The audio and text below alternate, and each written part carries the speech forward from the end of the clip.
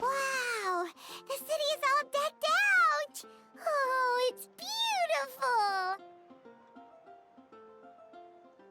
Festival season means no commissions, which means no Mora. But Catherine's always looking out for us, so we should still drop by and say hello.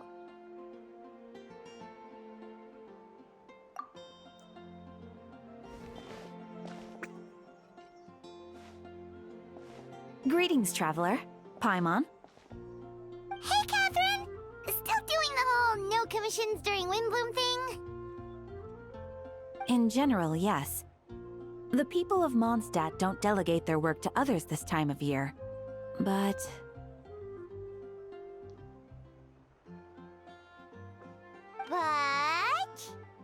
feel free to take a look around. I think you'll pick up on something unusual. Take a look around, huh?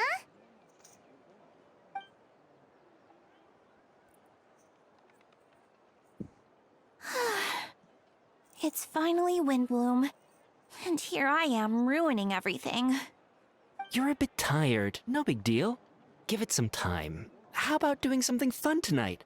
We could take a stroll or go stargazing. Stargazing? Like we'll find a spot. You know people start reserving places on Star Snatch Cliff the moment the sun goes down? Sorry, I'm just not in the mood. I should go. What are you in the mood for? Whoa! Something's off with Beatrice. She would never give up a chance to talk to Quinn. This is weird. Oh, you're leaving? I can walk you home. No, it's okay. Thank you. I just need some time to myself. Besides, there's still something I need to do. The truth is, Quinn, not long ago, What is it? Is there something wrong? Never mind. It's nothing. Actually, Quinn, I think we should stop seeing each other for now. Oh, Huh? shit. Wait, are you saying we can't be friends anymore? I thought we were best friends. Did you see that? Beatrice ran off without looking back. Oh, we go adventuring in other nations for a bit, and one of Mondstadt's best love, friendship stories is already over? Since when do we know them?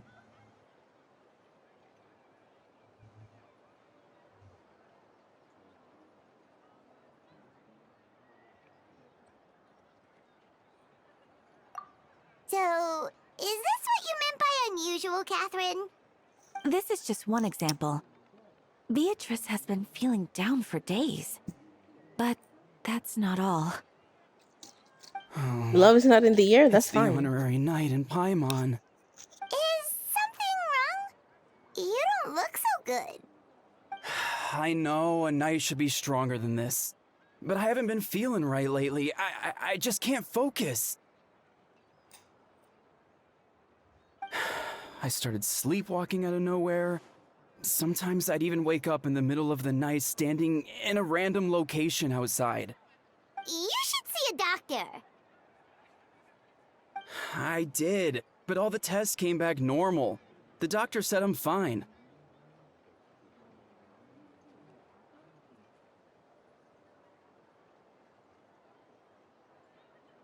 Yeah, I even consulted Miss Barbara at the church, but her conclusion was the Not same. the church. In any case, she was kind enough to pray to Lord Barbados for me to get better. Is it because I saw something I wasn't meant to see? Sorry, this What do you mean is by that? for me to figure out. It is Windbloom after all. Anyway, I have patrol to finish. Until next time, you two. Everybody's fresh? Is that what's going on? Huh. Is it something in the air, maybe? Seasonal allergies? It appears Miss Donna is also out of sorts. Oh, where can I find a truly fascinating man? Wait, Oh, Donna is the one who has a huge crush on D-Luke, right? That's what I thought too.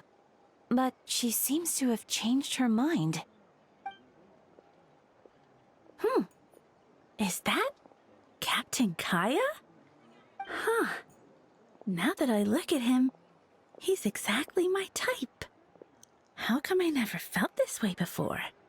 I'm flattered, Miss Donna. Although, I do wonder whether that was intended for outside ears. Oh, no. Of course not. I'm sorry, Captain. Just pretend I didn't say anything. And, have a happy Windbloom. I intend to, my dear. But first, a question. my If you dear. don't mind. Why the sudden change of heart? I was under the impression Master D-Luke was the object of your affections. Good question, Kaya. So, you knew about that?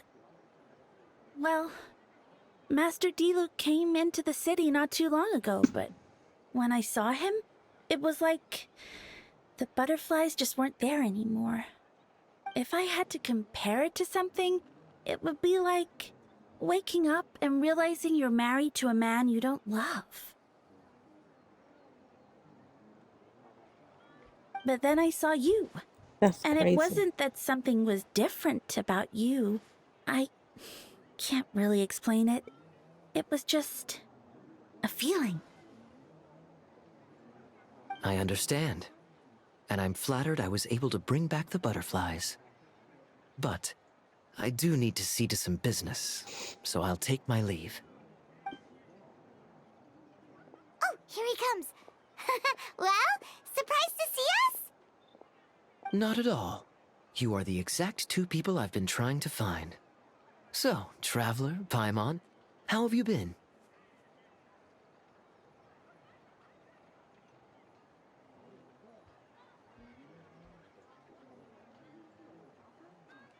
The answer to that requires a private conversation. Catherine, do you mind? Not at all. Have fun, you three. So, you said you were looking for us. Yes. Jean sent me to find you when she heard you were back in Mondstadt. But let's discuss the finer details back at headquarters.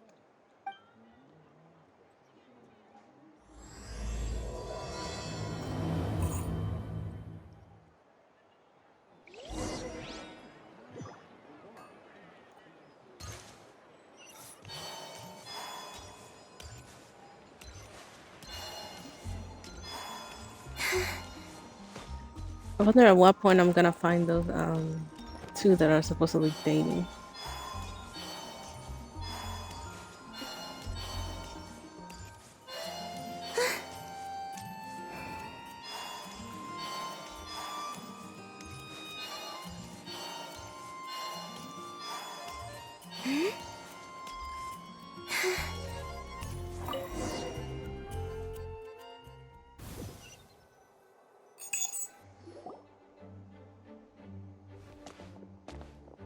Ah, Kaya.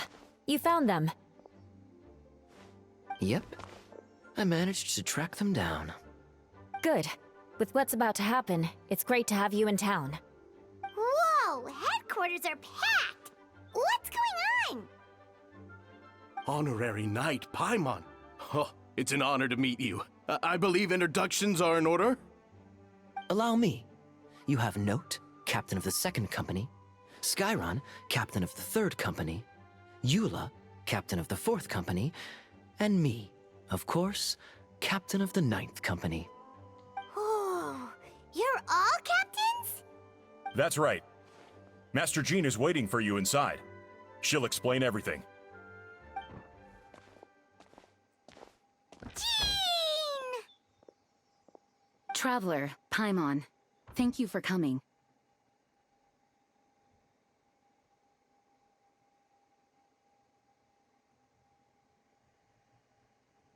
Ah, yes. That would be the captains. You know a few of them already, but I'm sure there are some new faces. There have been a number of incidents in Mondstadt. In order to wrap up the case, I gathered all the captains of the Knights of Favonius together to hold a trial. A trial? But this is Mondstadt, not Fontaine! I can understand the confusion. You've They don't never hold trials here? participated in one of our trials before. In truth, we haven't had to conduct one in quite some time. The Knights of Favonius oversee most matters of law and order in Mondstadt. Of course, in the interest of fairness, major cases are tried jointly with the Church. Under the guidance of Barbados, the Knights uphold chivalric justice in the spirit of our order, and the Church carries blessings and goodwill wherever the wind can reach. In today's case, requires a joint trial by both parties. Which means it's a serious one. So, do you need our help?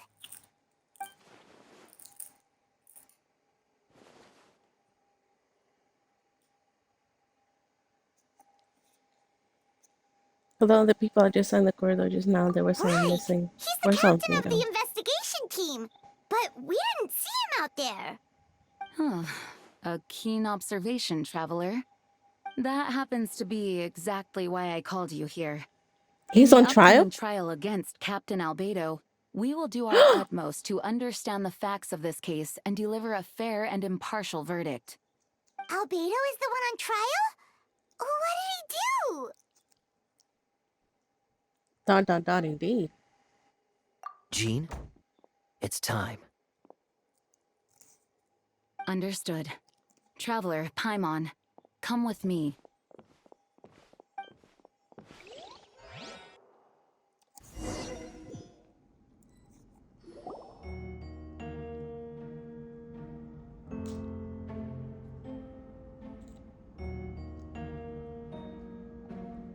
Please, sit okay. wherever you like. I only ask that you remain calm no matter what you hear. I need to head over there. Don't worry. The trial will be fair. Can you tell me beforehand? I hate how Now they just that throw us everyone in the is middle of gathered, things. let us begin. With Grandmaster Varka Barbados away versus from who? Mondstadt for the time being, I, Jean Gunhilder, will oversee today's proceedings. Mr. Dahlia, Deacon of the Church of Favonius, will serve as assessor. As representatives of our respective organizations, we will ensure a just verdict in this case. Oh, that's a new face! Deacon of the Church. Does that mean he works with Barbara and Rosaria? I have him. The defendant in today's case is the captain of the investigation team, Albedo.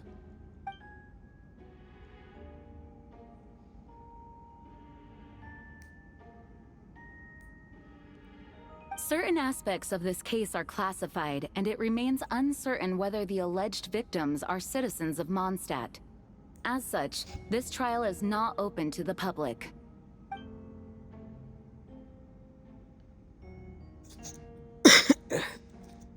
If guilt is established in this case, all facts will be made public after the final verdict is delivered. Now, the captain of the logistics company, Miss Hertha, will present the charges. The court appoints Mr. Kaya to speak on Mr. Albedo's behalf. Are both parties ready to proceed? Yes. Ready to proceed. Miss Hertha, the floor is yours. Prior to this trial, the Knights of Favonius, in conjunction with the Church, launched an investigation into Mr. Albedo for suspected murder and unlawful disposal of human remains. Murder? A witness stated that, 11 days ago, in the middle of the night, she saw the defendant southeast of the city gates, dragging a large object she later identified as a human body.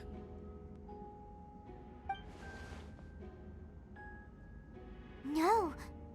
There's no way! We now call that witness to the stand. Beatrice, please tell us what you saw.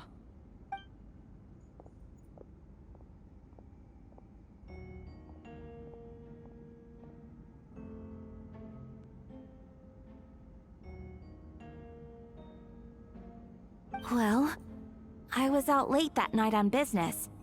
And when I came back, I saw someone in the moonlight that looked like Mr. Albedo. He was dragging a huge bag of some kind. I thought it was strange, so I followed him.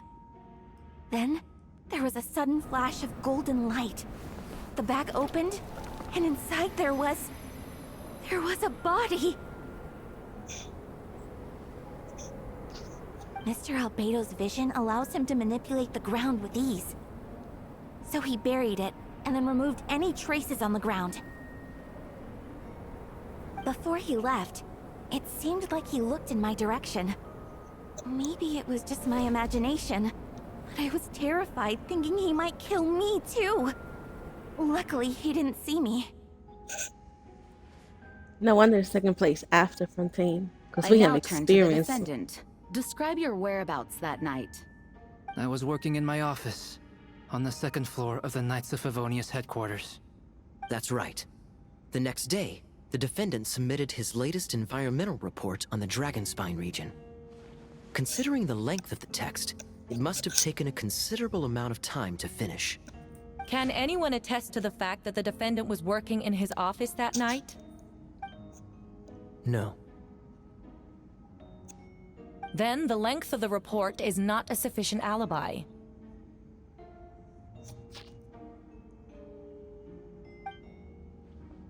This isn't looking good. If the crime did occur as you described, then Thank what you about for the body? input. You mentioned the joint investigation. Well, was the body recovered? Not yet. In other words, you dug up the location Miss Beatrice described and found nothing. You don't find that suspicious? I know what I saw. I'm telling the truth, Miss Hertha, I swear. Also, didn't you say that speaking out would help protect the people of Mondstadt? Otherwise, I'd never put myself out here like this. You're doing the right thing. Besides, the investigation wasn't fruitless. A single man's shoe and a torn piece of fabric were found in the bushes near the crime scene. The same location the witness described. If no crime occurred, then is all this just a coincidence? And yet, no victim has been identified, correct? It's true. No one has been reported missing. However, Miss Beatrice harbors no ill will toward the defendant. Her testimony clearly points to a crime, and she has no reason to lie. Does the So fuck him defendant now, wish he to say goes to anything jail? in response? You may believe otherwise, there's Miss no Hertha, question. but I did not kill a single person. As a knight and the captain of the investigation team, I have a duty to protect Mondstadt and its people. You accuse me of murder, but there's no body or motive. The defendant raises an important point. Motive. Yet, I must be frank, not all murders are premeditated. Spontaneous conflict can also have unforeseen consequences. Nevertheless, I don't intend to prosecute this case on circumstantial evidence alone. Which brings me to the second charge against Mr. Albedo. Second charge? Please proceed. 7 days ago, at dawn, a witness saw the defendant dispose of the body of an adult male in the area between Dragonspine and Dawn Winery. I now call the second witness to the stand. Do you look? Wait, that's... Diluc Roggenvinder. Please tell the court what you saw. At around 3:40 in the morning, I saw Mr. Albedo dispose of a body beneath a cliff. It was dark, but he used the power of Geo to illuminate his surroundings. From what I could tell, it looked like the body of an adult male. Tall and thin. But So he was in 20 places one day? He buried the body underneath the cliff and smoothed out the ground to remove any traces. We now have accounts from 2 separate witnesses that describe the same modus operandi. Would you call that a coincidence? I would only inquire as to what Mr. Diluc was doing in that area so early in the morning. Not the most opportune time for a stroll. Is there such a thing? Dawn Winery is my home. It's not unusual for me to take walks in the area. I just happen to be in the right place at the right time. That's all. Master Diluc is a well-respected figure in Mondstadt. I see no reason for him to frame Mr. Albedo. Yet, the question remains, where are the bodies? Before you suggest a lack of evidence, Mr. Kaya, you should know. After the defendant left that morning, the witness found this where the body was buried. And this is? What looks like the teeth and femur of a human. Now, it does beg the question. If the burial was fresh, why is this all that remains of the body? But I suppose Mr. Albedo is the only one who can answer that. Careful now, Master Diluc. I do believe I hear a presumption of guilt in there somewhere. These remains suggest an accelerated rate of decomposition. Considering the defendant's profession, there's reason to suspect that alchemy is at play here. Both witnesses saw golden light, a known byproduct of alchemy. That's how the defendant destroyed the bodies. The light also explains how the witnesses were able to get a clear view of the events in the dark. So, that's your angle. Alchemy. A logical If he can assessment. do that, why would he bury We it? have a witness of our own. The afternoon before the alleged second murder, Mr. Albedo had a lengthy intellectual exchange with his student, Sucrose. The two were in the library until the next morning. Why did the discussion last so long?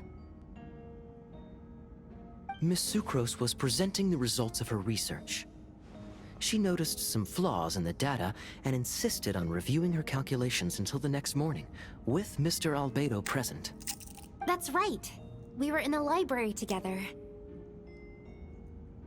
You're certain Mr. Albedo was present the whole time? Yes, and I know Mr. Albedo would never kill anyone. He could never be that cruel. Nevertheless, the other witnesses have no reason to lie. Tell me, Miss Sucrose, that meeting in the library, were you awake the whole time? Sounds like a considerable duration to go without sleep. Oh, I do hope you can be truthful with us.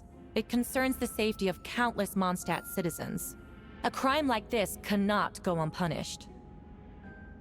I'll take it from here. During our meeting, Sucrose did fall asleep not long after midnight.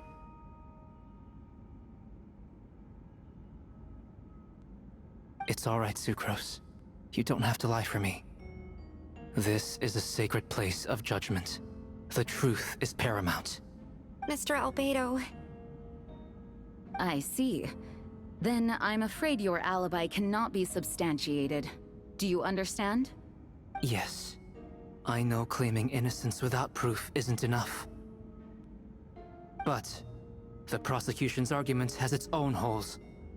There's been no mention of a motive, or what exact method could reduce a human body to those remains. No conclusive evidence of guilt. But the witness accounts do match to an extent that can't be dismissed. This is a tricky one. Allow me to submit another piece of evidence. The investigators intercepted one of Mr. Albedo's correspondences. I will now read the pertinent parts to the court. A correspondence. Oh no. That envelope does look like it belongs to Mr. Albedo. I have never abandoned the subject of human research. In fact, delving deeper into Dragonspine has led me to realize that the concept of life could be further expanded and transformed into that of birth. The mystery of human birth is often linked to death. As such, death is the most suitable material for the creation of new life. To that end, we must engage in a process of putrefaction and refinement. Putrefaction and refinement. Is that in reference to an alchemical process? The letter continues. Experimental trials have been carried out in the northwestern part of Dragonspine, in the area southeast of Mondstadt's main gate. The data is as expected.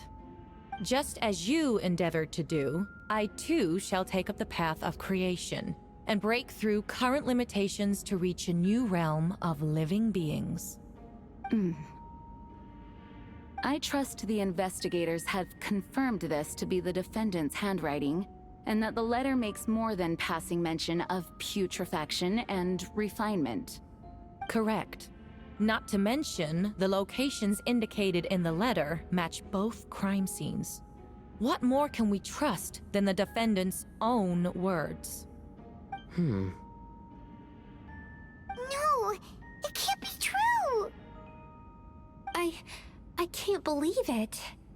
A guilty verdict cannot be delivered without sufficient evidence. In order to protect all parties involved, that is what our principles demand. My original assessment was that we lacked said evidence.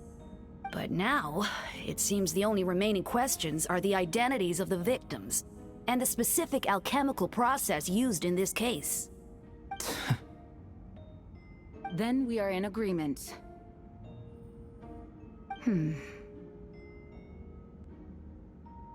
The evidence is conclusive. On the charges of murder and unlawful disposal of human remains, the court finds the defendant guilty. That's fucking crazy. People in turn appear shocked. No one's believed calm, well-mannered person like Albedo commits such a crime. That is a crazy jump. A letter and a few words? Seems to be that those unsatisfied with the verdict will have time to submit an objection to appeal, but most appear hopeless in this moment. And that's when we shine. You watch Albedo be taken back to headquarters. You get a strange feeling that something hidden is about to come to life. It all comes back to the letter. A secret that you and Albedo know well too well, but the people Monza have yet to discover. Why would Albedo do something like that? Oh, this has to be a nightmare. Albedo told me his secret once. He was a synthetic human created through alchemy. Could that be something to do with this case? What for following in footsteps? Just because of the alchemic reaction, that would only make him more suspicious. Well, this took a turn for the worse. Rosaria! Oh, when did you get here? I've been here the whole time. I happen to have a message to pass along. Yes, you're needed at Star Snatch Cliff. He's waiting for you there. Who is he? You'll know when you get there. Go on now. Time is like the wind. It waits for no one.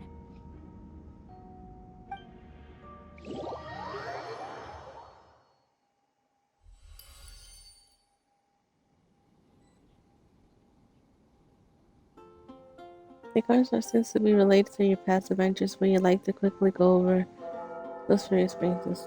Yep.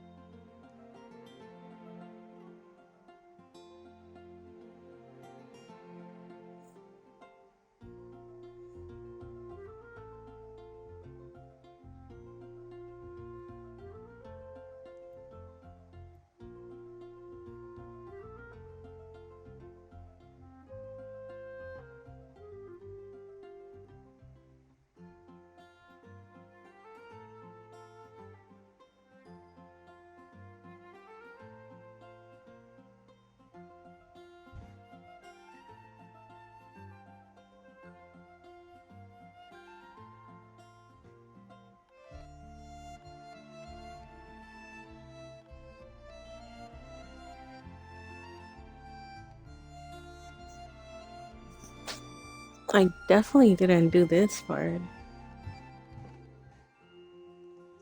Okay.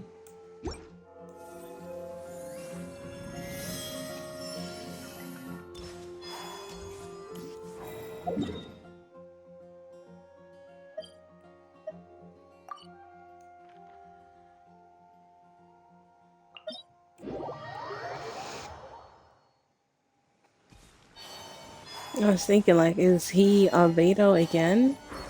Like, did he made a puppet of himself or something?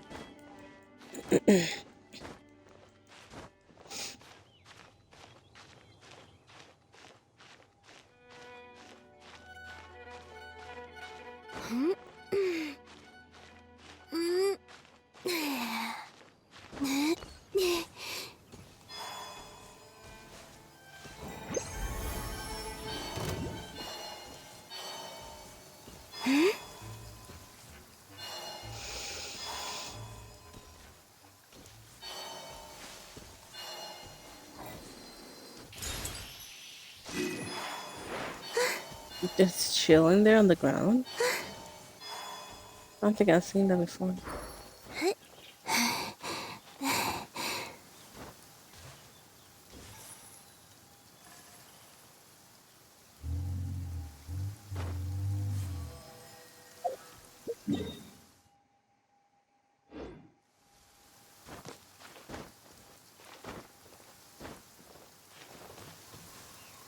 Okay, I had a feeling it was gonna be Vincent. Ah, traveler, Paimon! I could hear your arrival upon the wind. Were you looking for me? Venti, did you send us that message? No, I did. Whoa, where did you come from? Wait, Venti, do you know this guy? His name is, what is his name again? Didn't think I was that unmemorable. I'm Dahlia, Deacon of the Church of Favonius, and Herald of the Animo Archon Barbados. Not gonna forget next time, right?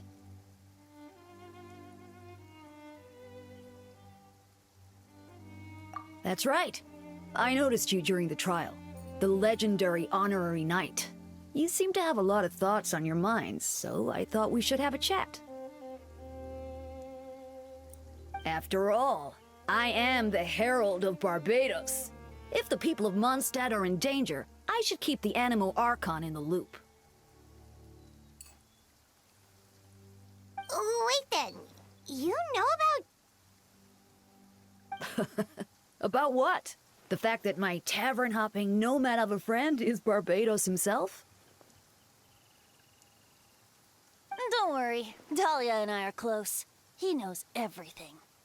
Besides, a god needs someone to communicate their will in a formal setting, and no one does that better than Dahlia. Not that I saw that coming when we first met. But back to the matter at hand. I believe you two already know about Albedo's background. So, you know too, Venti? That's surprisingly Archon-like of you. Ah, well, I knew from the moment Rhine-daughter and Alice brought Albedo to Mondstadt. When those two are in town, no one can afford to slack off. The Kryda Prince, a perfect specimen of synthetic life. At this stage of the case, there are countless questions surrounding Albedo's motive. His true identity is a potential weakness. A synthetic being loses control of their sanity and goes on a killing spree. That's how a novel would frame the story, and people are inclined to agree. Albedo has told us before that humans often value the ordinary over the transcendent and miraculous. And the slightest difference is perceived as other. A very common phenomenon. Which means we need to find a way to help your friend. Me? Well, I know that Albedo is a synthetic being, and that a lot of strange things have been happening in Mondstadt, even though Windbloom should be about drinking and having fun. We noticed that too! The minute we got here, something was off.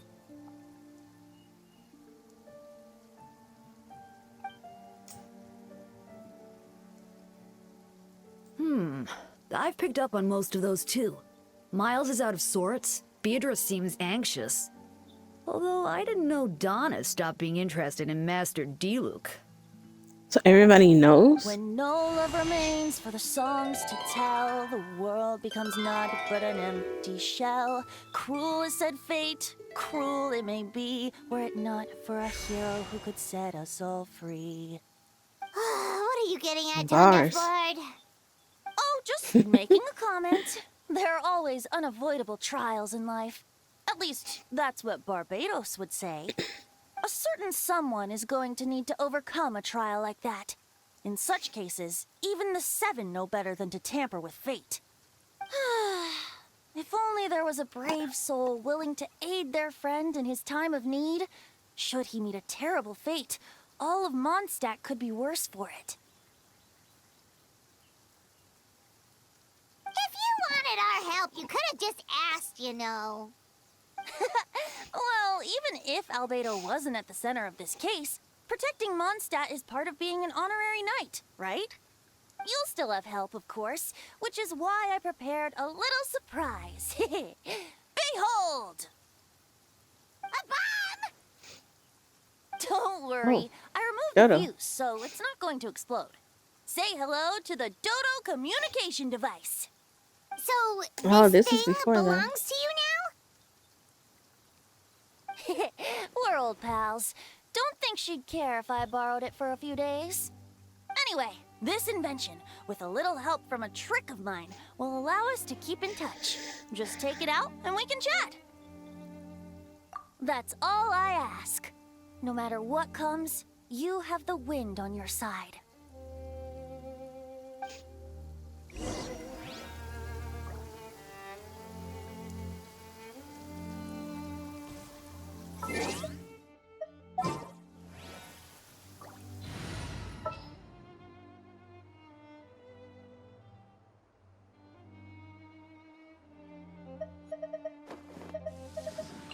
Barbados sent me.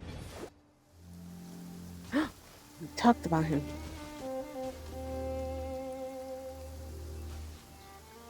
Be taller. Yeah,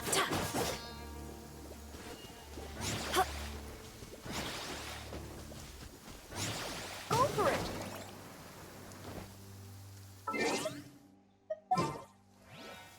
I've never played as him. That's most characters, to be honest.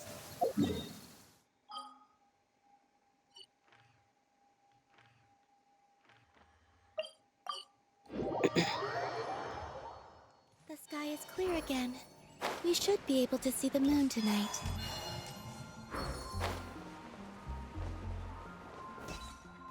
Ad Astra.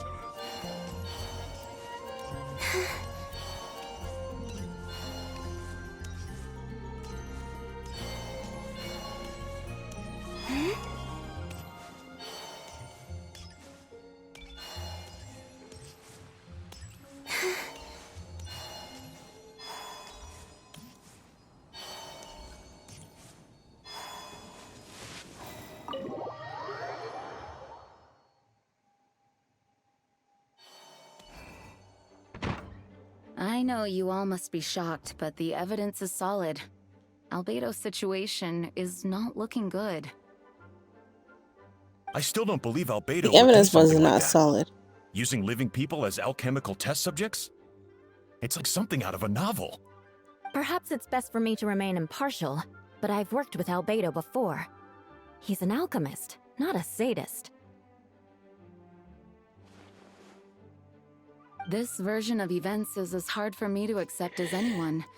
But Varco once said Albedo is very different from the rest of us. Perhaps there are things we still need to learn about him. Let's see what Albedo has to say for himself first. Would you mind giving me a moment, everyone? A private matter requires my attention. Hey, Jean! Traveler, Paimon. Perfect timing. Kaya has a favor to ask. Like Jean said, after the verdict, we have time to submit an appeal.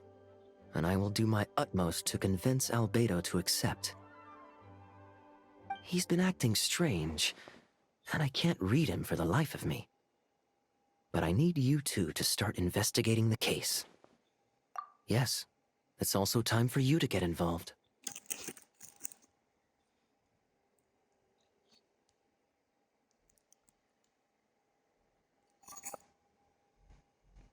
No. We'd like you to launch an investigation of your own. I'll continue working on his defense in the meantime. If you find anything that might help his case, just let me know. I know it's against the spirit of the season to task you with this, but Albedo is a trusted member of our ranks. We owe him the benefit of the doubt.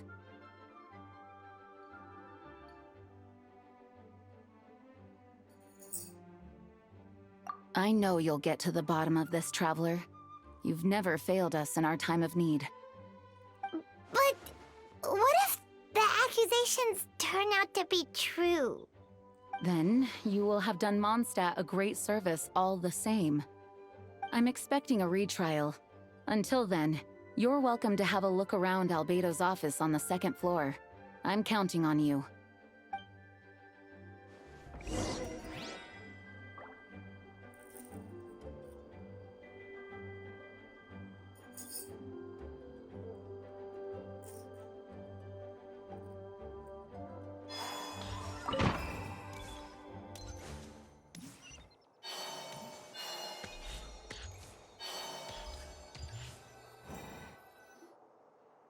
Wait, Captain Kaya!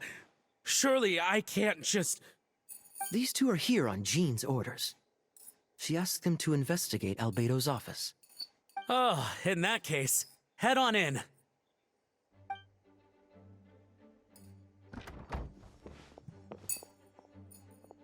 So this is Albedo's office. Pretty much exactly how Paimon pictured it.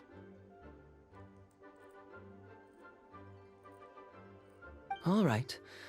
I have some work of my own, so I'll leave you to it. Good luck, you two. Right back at ya.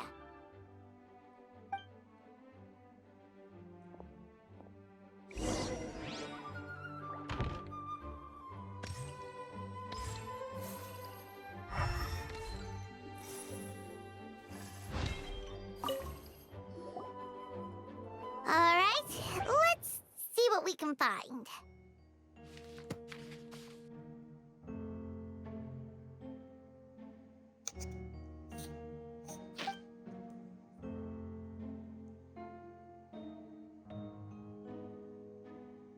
Wow, these books are so fancy!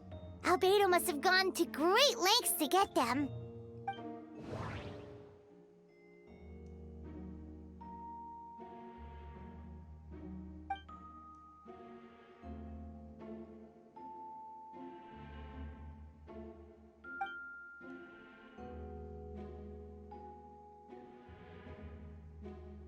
It's somehow almost like there's a compartment within the desk.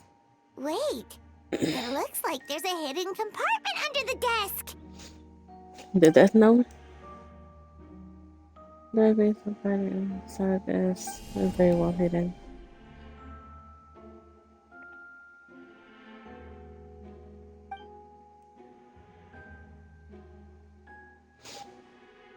Inside of this piece of paper with more information. Festering ultimation abroad.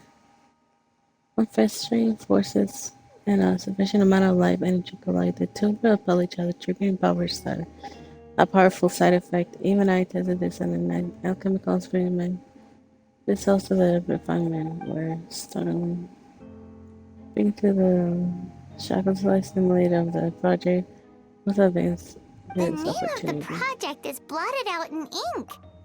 What could it be? And how much festering forces suggest a dragon spine might also involve somehow.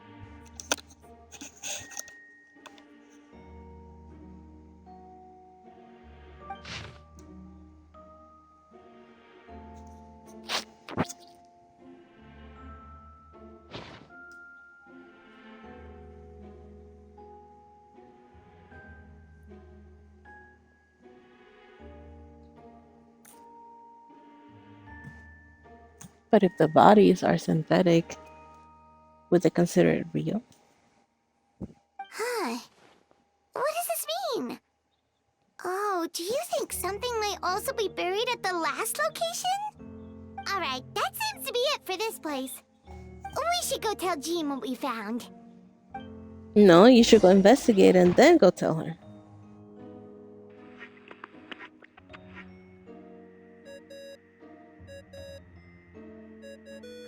Oh, Vent is calling! Let's answer! How's the investigation going? Find anything? Oh, we found stuff alright. Stuff that only makes Albedo look even more suspicious. I see. So, Albedo's researching something that doesn't help his case, huh?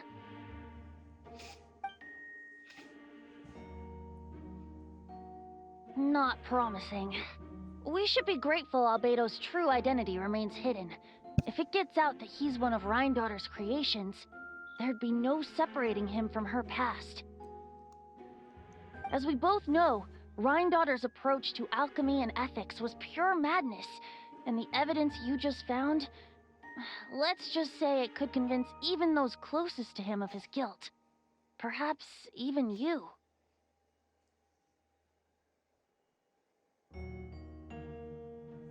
Then it comes down to trust. Do you trust Albedo?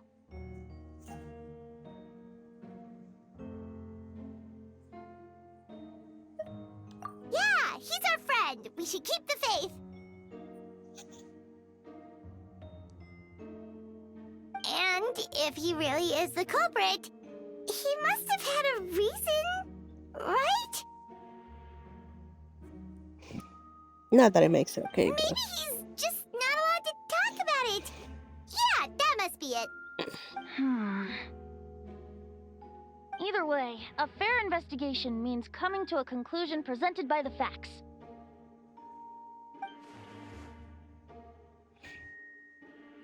Remaining objective has its own value. Remember, none of this is your fault. Just report back with an honest assessment of the facts. Yeah. Well, let's go find Jean and tell her what we learned. Wait, that's Miles. What's he doing here? Oh, sorry. Eavesdropping. I heard voices and wasn't sure if I should check who was inside. It's okay. We're here on Jean's orders. Ah, I see. I'll, leave you to it then. Hold on. You didn't hear what we were saying, did you? Oh, not really. Nothing that made sense anyway. Well, do us a favor and just forget anything you might have heard, okay? Oh, sure. You got it. He about to snitch. That map we found in the hidden compartment seems important. We should check out the marked locations.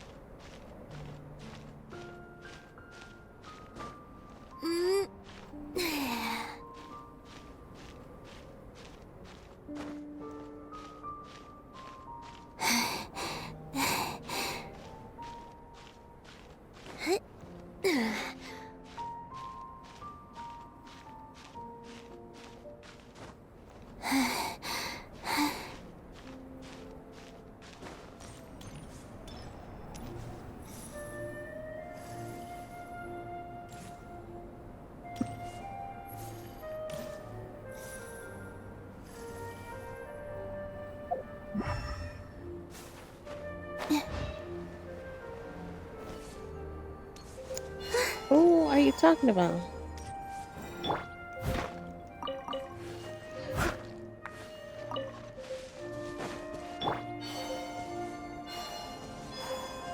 We should be getting close. Oh, look over there! Something seems off.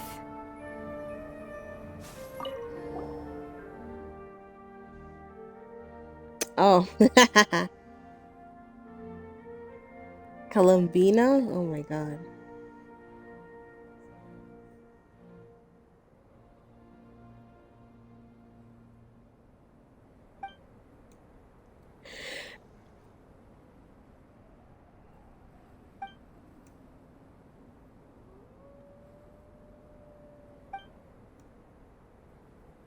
Weird. There's a hole, but no body. The prosecution's argument is that Albedo used alchemy to destroy the bodies, but this location is different from the other two. Why not fill the hole, or smooth out the ground like the other places?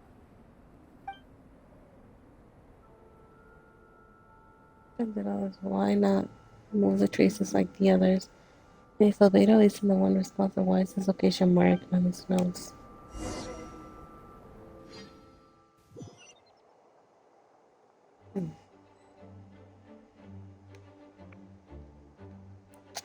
I mean, she's been suffering. I can see why she's like that.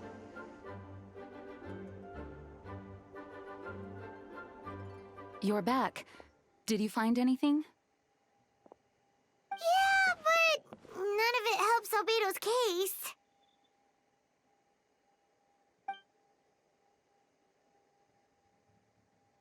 I see.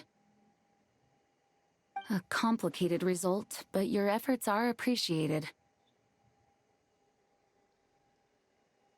Yes, he asked for a retrial. There are still questions surrounding the identities of the victims and the disappearance of the bodies.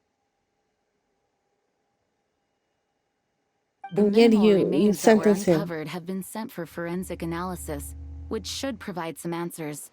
It's just... What's wrong?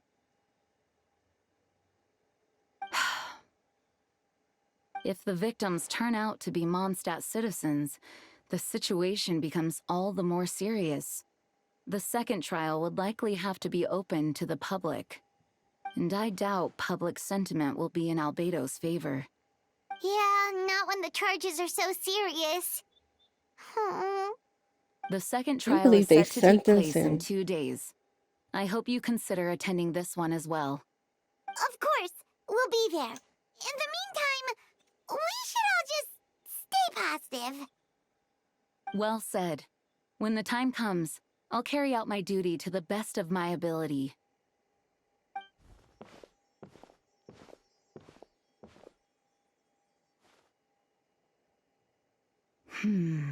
Him again. Miles. He is sus as hell.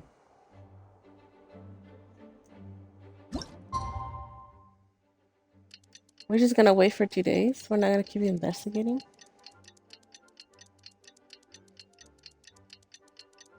Very saucy. Something's wrong with him. We should meet up with Jean. It's about time for the second trial.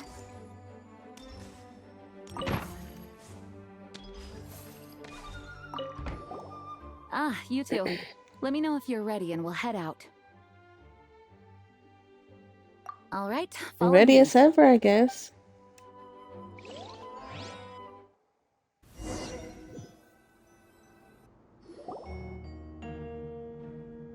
Thought we'll do more investigating. Ladies and gentlemen, we now convene for the second trial against Mr. Albedo.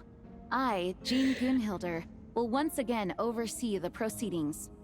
Representatives on both sides remain unchanged, and Mr. Dahlia will continue to serve as assessor. Ms. Hertha represents the prosecution, and Mr. Kaya speaks on behalf of the defense. The defendant in this case is Mr. Albedo. captain of the investigation team. With that, I now bring this trial to order.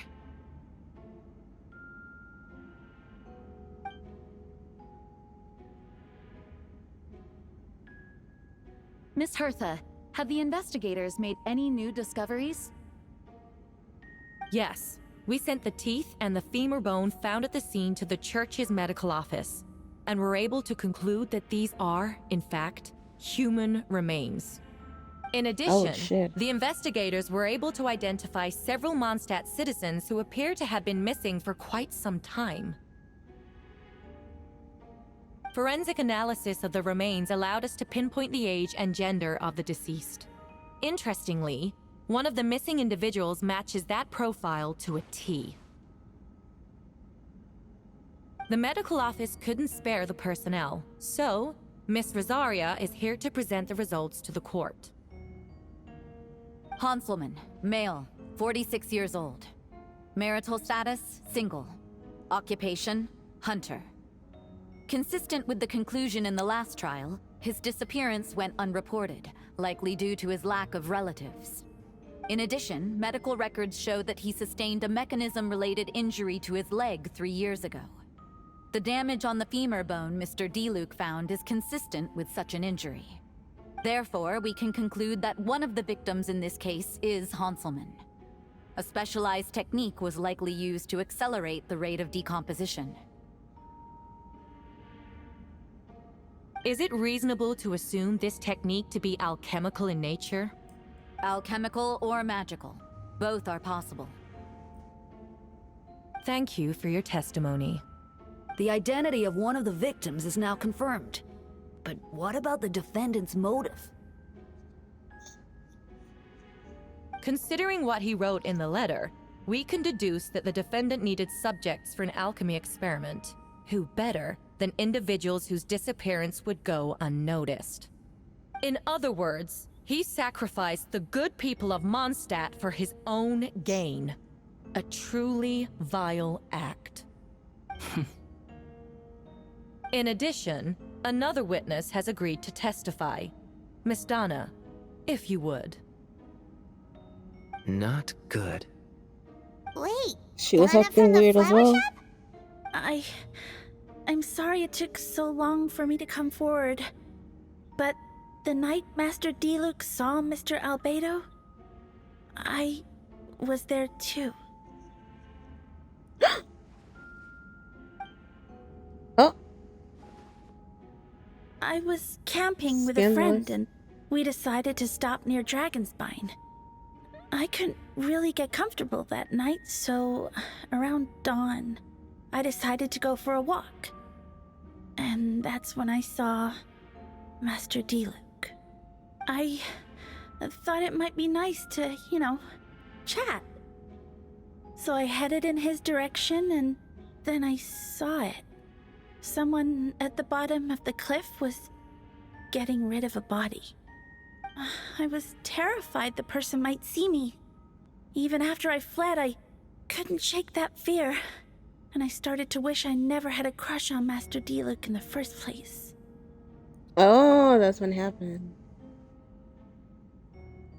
If I hadn't wanted to talk to him, I would never have been in that situation. Well, I didn't want to come forward because I was scared.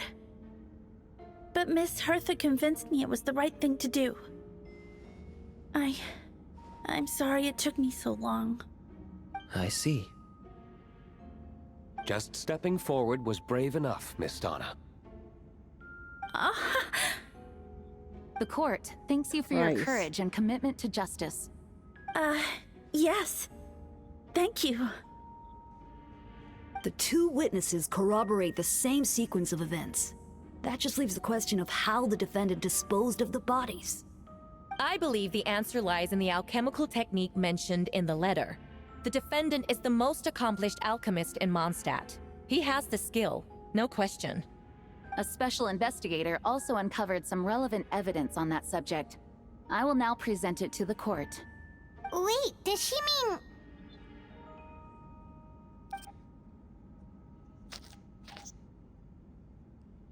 The following are pieces of evidence uncovered in Mr. Albedo's office, the most important of which is this map.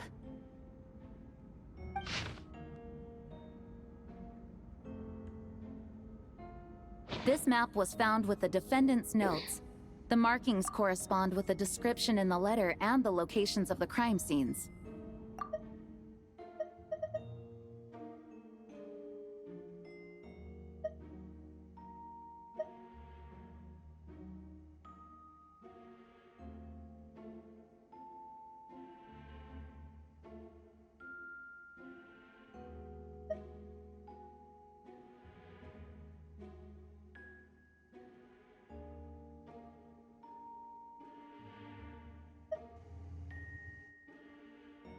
Does this map belong to you?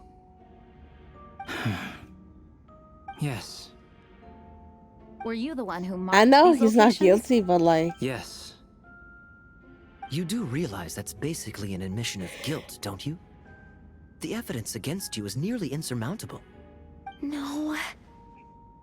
Since you uncovered that compartment, I might as well expound on the matter. We have witnesses and physical evidence. What could you possibly say in your defense? What I damn, always let him have. talk.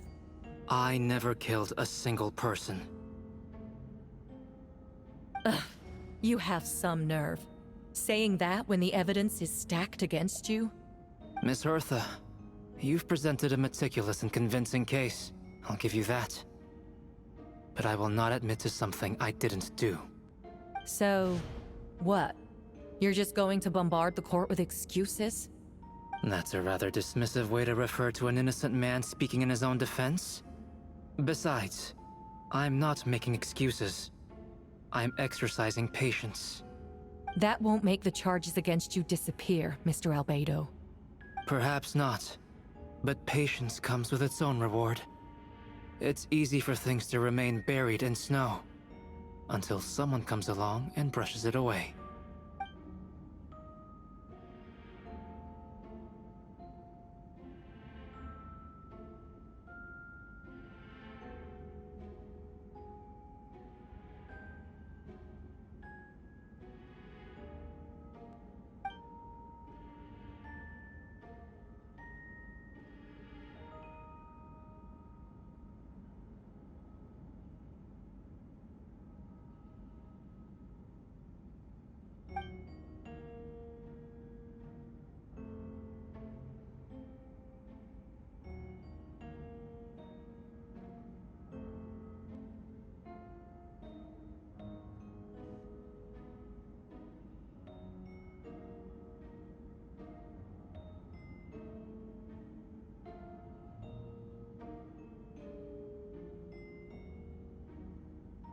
Traveler, you were the one who uncovered this map, right? Then I'm assuming you visited the third location as well.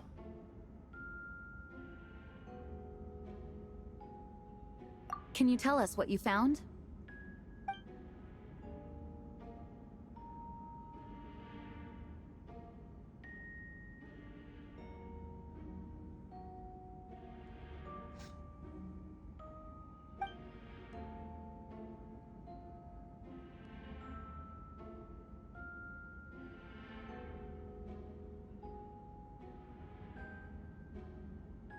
Then, there must also have been a body.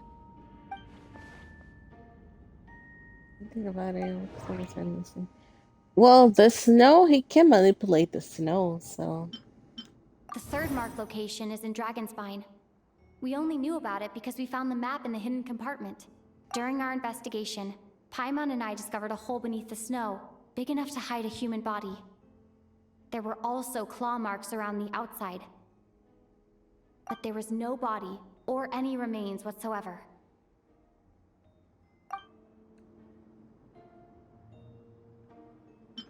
The second marked location is between Dragonspine and Dawn Winery, where Diluc saw Albedo bury the body of an adult male. Diluc described nearly the same events as Beatrice. There's no reason for them to collude against Albedo, so their testimony should be trustworthy. Diluc found teeth and a femur bone at the scene, and Donna confirmed his version of events because she was also there that night. I think the bodies were buried there already, and then he just The rediscovered two should them. have no reason to set Albedo up. Despite her crush, Donna wouldn't lie about something like that just to get D-Luke's attention. You sure about that? Not to mention, Donna has been acting strange since before the trial. According to the forensic results, the teeth and femur bone belong to a Mondstadt citizen, and the witness account suggests that Albedo was the last person to come into contact with his body. Did Albedo really use alchemy to reduce the body to a few bones? And does that mean he's the killer?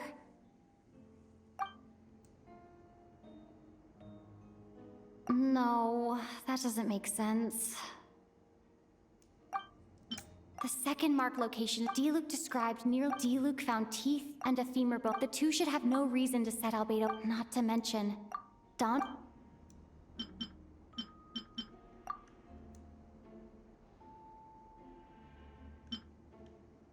No.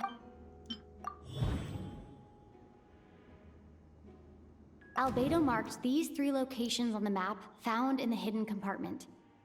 There are some similarities and differences between them.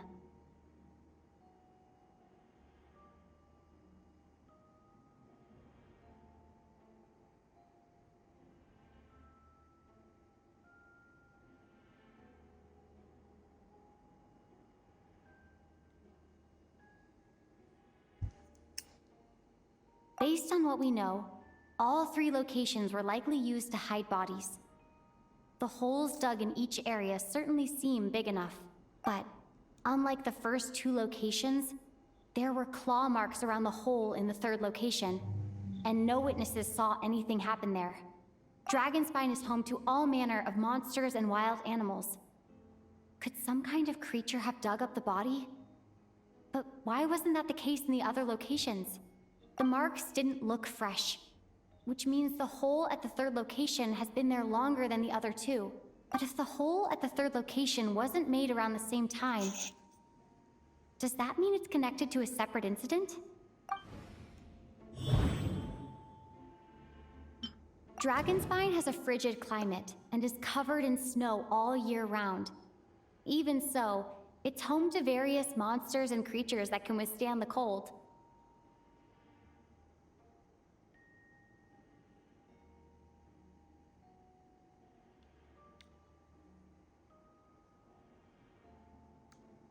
Deep within the mountain lies the remains of an even more mysterious creature, Durin.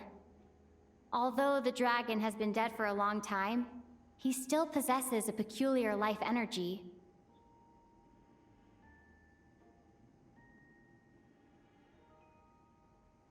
Now that I think about it, a lot of strange things have happened on Dragonspine.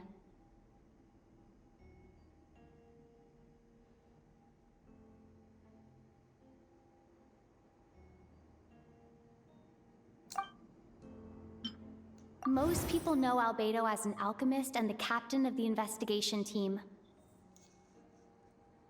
But in truth, he's the Kryta Prince, a synthetic human created by one of the 5 sinners, Gold Rhindaughter. Albedo is steadfast, intelligent, and treats everyone with kindness and respect. I think most people would agree with that assessment.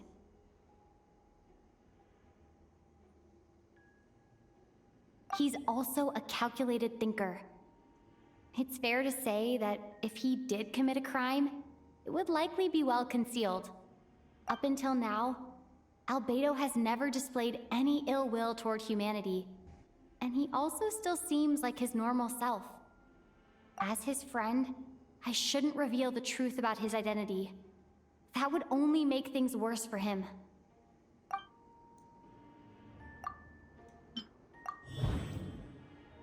I almost forgot. Paimon and I once encountered someone on Dragonspine who looked exactly like Albedo, and we weren't the only ones. Okay, that's a little story they told me about. Someone who looks exactly like him. Eureka. I almost forgot. Wait a second.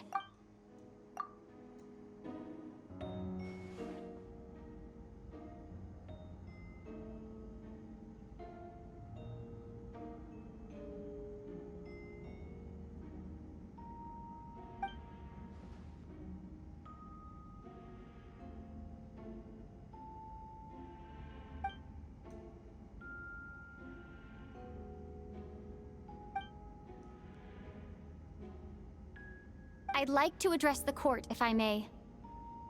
I was the one who investigated the office, and I believe the results raise a few questions. Regarding the 2 cases addressed in the previous trial, it was established that after disposing of the bodies, the defendant used alchemy to restore the ground to its original state. But that wasn't the case at the 3rd location. The hole was still there, with dirt scattered around the perimeter. It looked more like something had been dug up. If this was all done by one person, why wasn't the 3rd scene given the same treatment as the others? Why weren't the traces removed? In addition, the markings around the 3rd location weren't fresh, which suggests that the Dragon Spine incident happened at a different time. For those reasons, I believe there's still reasonable doubt in this case, and I hope the verdict reflects that. Thank you. Astute as ever, Traveler. Questions there may be, but allow me to point out, there is no evidence to suggest that anyone besides the defendant knew about the 3rd location, and the map was found in his notes. That fact alone makes him the most plausible suspect, unless Mr. Albedo suddenly plans to deny that the map belongs to him. Allow me to respond to the Traveler's point.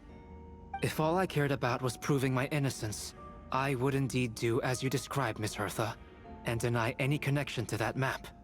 But that is not what I intend to do. The map does belong to me, and I did hide things at those 3 locations. What?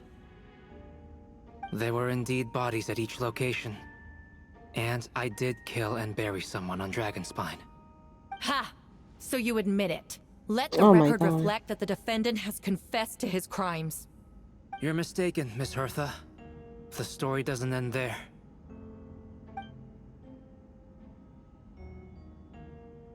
Some time ago, I encountered an uninvited guest on Dragonspine.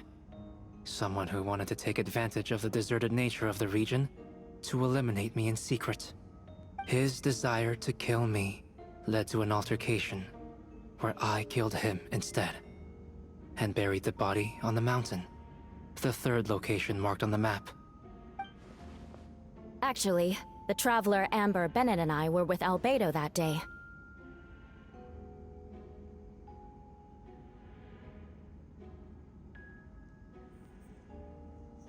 The Adventurers Guild was holding an event on Dragonspine. After it ended, we all left the area. If the person Albedo is referring to is different from the one we encountered on the mountain, then the altercation must have occurred after we left. This only proves that the defendant is guilty on all counts. Those innocent people, their blood is on your hands. No, you're wrong.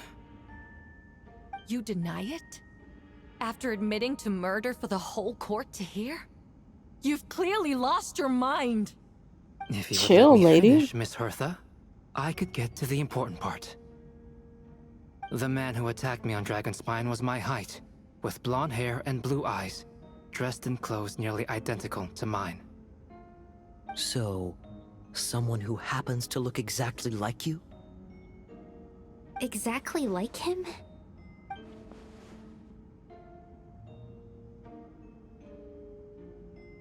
I haven't found It's that one story, thing to so I look don't know. similar, but for the clothes to be the same?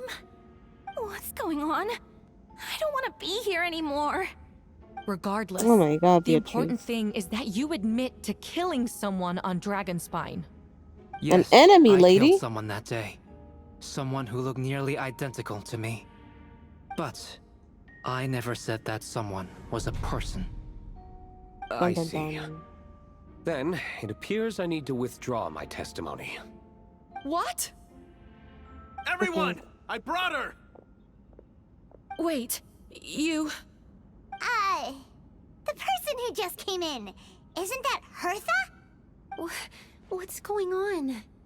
Who are you? Why do you wear my face? Hello to you too. As you can see, this is Hertha, the logistics captain of the Knights of Favonius. I see what's going on here. It's all been leading up to this, hasn't it? Your confession. It was all an elaborate stunt to set me up. What the? You want to undermine my credibility? Fine. It doesn't eliminate the mountain of evidence stacked against you. All I want is justice for the people of Mondstadt. Order in the court. I've been stationed on Dragonspine all these years, because that is where the subject of my research lies. The dragon Durin. Several hundred years ago, the dragon of the East, Dvalin, defeated Durin in battle, and with help from Barbados, sealed his remains on Dragonspine. Durin was created through alchemy, one of the finest specimens of artificial life. As such, death was not a true end for him. His heart still beats and grows more revitalized by the day. My imposter on Dragonspine was a failed specimen abandoned in Durin's stomach. An unsuccessful iteration of the Homunculus project. Homunculus? Are you trying to insinuate that I'm some kind of homunculus? Because it looks to me like the artificial one is standing right there. Some kind of imposter you dragged in from Dragonspine. So this is what I look like when I fly off the handle. You know, they say imitation is the best form of flattery, but your impersonation has overstayed its welcome. Master Jean, what are you waiting for? We've known each other for so long. You recognize the real me, don't you? The two of you look identical, but judging based on demeanor, the new arrival actually seems more like the Hertha I know. That means nothing! By that logic, I could just as easily accuse the Albedo in this room of being an imposter! How do we know he isn't the fake one? A cold-blooded killer who replaced the real Albedo long ago! Then, how about something only the real Hertha would know? The longest scar on my body. The knights who fought alongside me that day should remember where it is. I remember. Let's hear your answer. I'd like to hear Miles' answer first. Huh? Miles? The sus motherfucker? You don't know? Or you don't remember? I heard you've been acting strange these days. Disoriented? Confused? You were closer to me than anyone during that battle. And yet you don't remember a thing. Strange indeed. No, my head. It hurts. The scar is right here. Why the nerves? I can't imagine this comes as a surprise. Unless your informant in the Knights of Favonius failed to mention the scar on Hertha's left arm. Albedo has done a lot of research into beings like you. If you deny it, then show us your arm. No need to panic. You can just add it now. You excel at changing your appearance, don't you? Or, I should say, all spawn of Durin's life force have that ability. A powerful life force, an appearance you can change at will. Yet here you stand, formless one, paralyzed to act. Because you're worried using that power could affect your accomplices. Accomplices? Then Miles must be one of them. There are others too. Most of the beings under the influence of Durin's life force have gathered here. And yet, their presence is what impedes her from taking action. Once you attempt to transform, all who surround you will be affected by your power.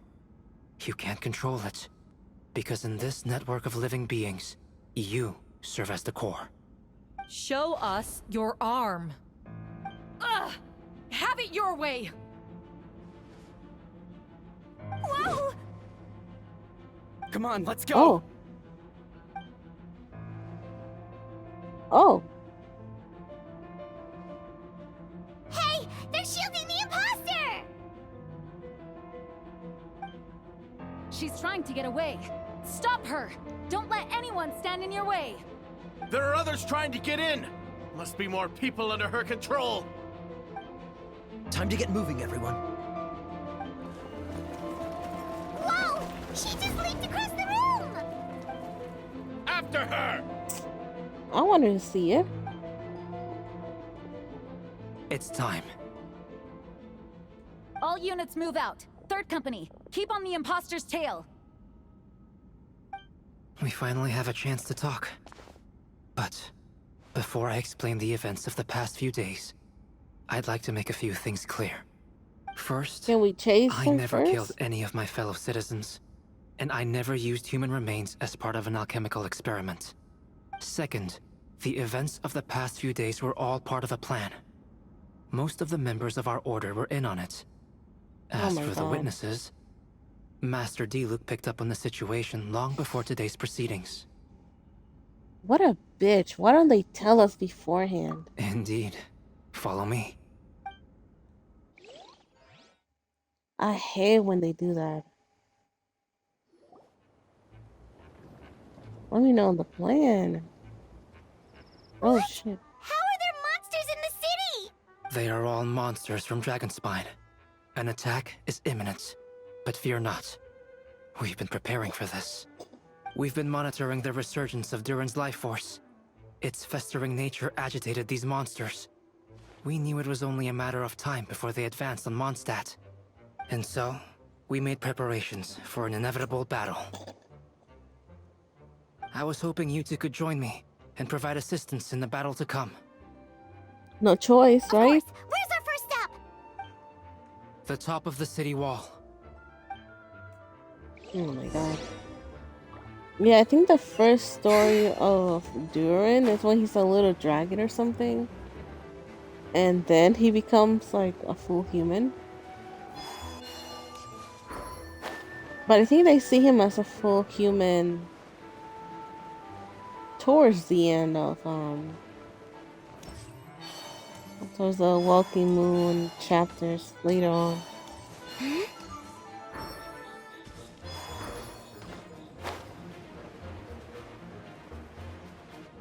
The fuck are you doing here, Venti? Hey, Venti! Shoot, someone's coming. Help me! Oh! Please! Someone help me! What's with the freak Is out? it the It's just fake us. one? Ah, perfect. I can drop the act. Sorry, I thought you were regular citizens. It's about time. I think we can proceed as planned. I agree. Although, it's been a while since I dealt with something this big. Oh, it's gonna be pretty exhausting. Don't worry. I'll treat you to a drink for your trouble. Haha! Just what I wanted to hear. So, these two know the other's identity then? Monsters started surging in from Dragonspine during the trial. They soon became agitated, likely in response to the core coming under pressure. Still, I never expected those monsters to have become this advanced. The power of evolution cannot be underestimated. Especially considering the fact that Durin absorbed the previous imposter. Wait, so what about the map? And the missing bodies? What the witnesses saw was true. I did hide those bodies. As I monitored the situation on Dragonspine, I noticed that many who ventured there came back different. Some were under the influence of Durin's power, but the less fortunate ones had already been devoured by monsters, who then assumed their appearance to infiltrate the city. Most of those who were replaced had no close relatives, so when their behavior changed, there was no one to notice. The monsters used their disguise to get close to people. I eliminated 2 who attempted to attack. What about the remains Diluc found? Did they belong to one of the victims? Yes. The monsters slowly digested their victims. Sometimes, they even left behind body parts to aid the transformation. All that remained of the first victim was a few strands of hair, and the second, some teeth and bone. The only bodies Albedo destroyed were the monster's mimic forms. Then he buried whatever remained of the victims to put them to rest. Well, someone had to do it. Besides, I managed to gather some valuable data on the putrefaction of the bodies. After we defeated the doppelganger Whopperflower on Dragonspine, we promised to tell each other a story, remember? Venti Cappuccino is crazy. I'm sorry about I'm Gardner, glad. I remember. Then you remember what I told you about Subject 2? In his pursuit to replace Subject 1, he transformed a whopper flower into Subject 3.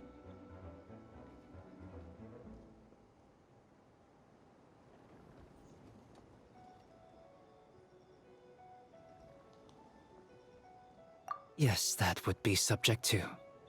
I confronted him and buried his body on Dragonspine.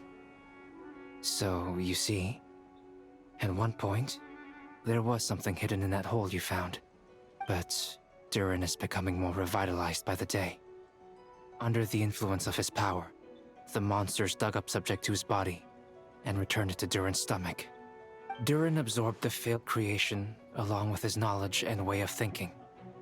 Ever since then, all creatures spawned from his power had the ability to transform their appearance. Yeah, this is Humans too who crazy. venture into Dragonspine for too long are also bound to fall under Durin's influence. But those effects don't show themselves right away, and the extent to which a person has been affected is hard to perceive. You saw it for yourself, didn't you? All the people acting strange? Those are the same people who just tried to break into the Knights of Favonius headquarters.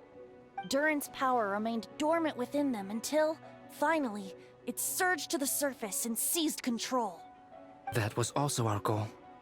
If we could force a situation where the imposter had no choice but to unleash that power, all those under its influence would become violent. And, thus, we would know who was affected. Wait, so what do we do? We can't go around hurting innocent people. That's why I'm here. It would make me look bad if I just lazed around after promising to help.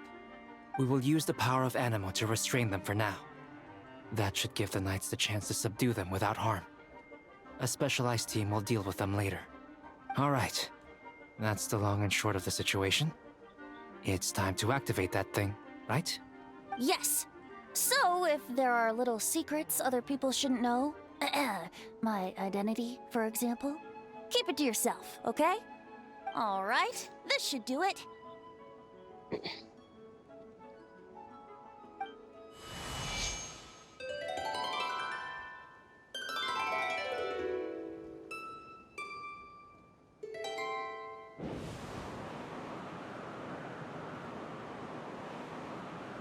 Wind currents?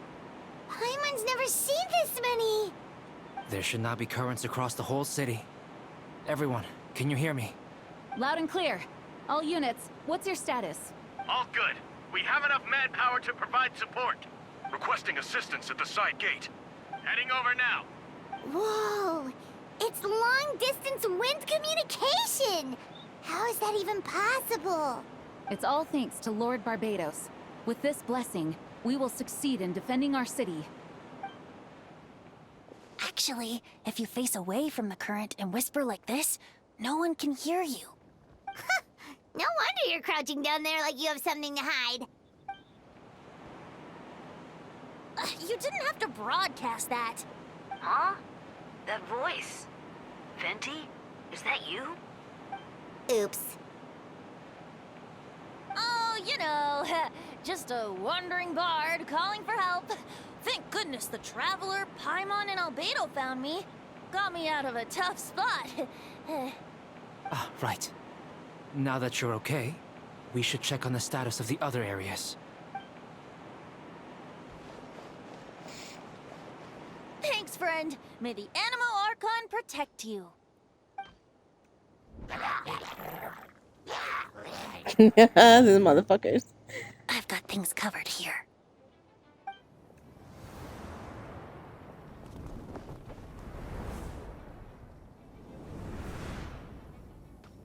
What could you possibly be brewing, girl? Huh. I don't like being in the middle like this. Especially on a bridge. Oh. Get over it. Look who it is. Get back!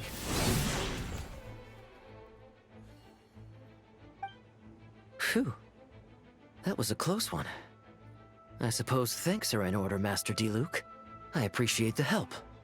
No need. I didn't intervene to save you. It was for my own convenience. You were Oh in my my way. god. They're always fighting. Well, let me get out of your hair then. I suppose we could work together, but you would just melt my ice anyway. Suit yourself. All right, tell me, when did you notice something was off? The first trial. Ah, because of the fake Hertha? No, because of you. Me? What did I do? My defense wasn't passionate enough? No, you weren't nervous enough. Tell me then, Master Diluc, when do you think I actually get nervous? I suppose we'll see, won't we? Monsters incoming. On second thought, best not to think about it.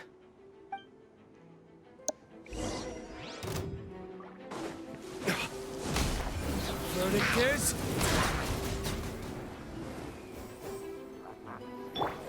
This moment will be frozen in time. Dodge this!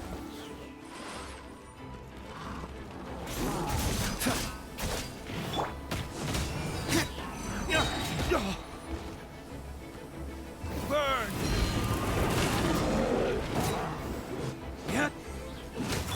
Oh, so sorry. Cool it! Oh shit. Is that Abyss phone? So I was just thinking, the Abyss better not get hold of this duplicate thing. Retribution!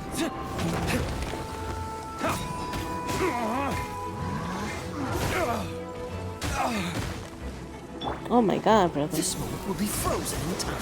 Freeze!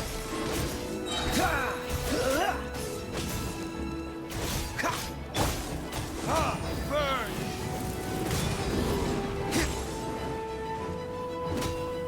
Dodge this! Don't get frostbite! Ah!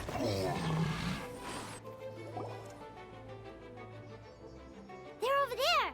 Diluc, Kaya! If you had time to make it out here, I'm guessing the other areas are secure. What? We can't be here because we care? Maintaining control over the main road means maintaining control over the battle as a whole. You made the right choice. So what's the status over here? All under control. Don't worry. My trusty civilian volunteer and I have this area covered. I think you mean the man who held the title of cavalry captain before you. We don't have to bring that up. Well, keep up the good work. We'll go check on the status of the other locations. Good luck. Oh, and I wanted to thank you for what you said in court. If I'm not mistaken, you were on my side by the end. Believe me, he's had his suspicions since the first trial. I suppose it just didn't feel right to believe that someone who helped me in the past could be a cold-blooded killer. Aw, that's so sweet. Thank you for trusting me, and for choosing to fight alongside us. As for you, Kaya, good work, as always. Of course. Stay safe. How do we know one of them's not gonna be the duplicate? Her.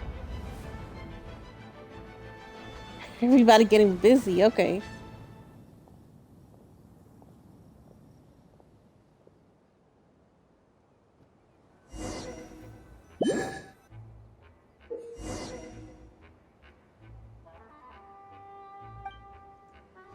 I have Barbara as well. Let the show begin.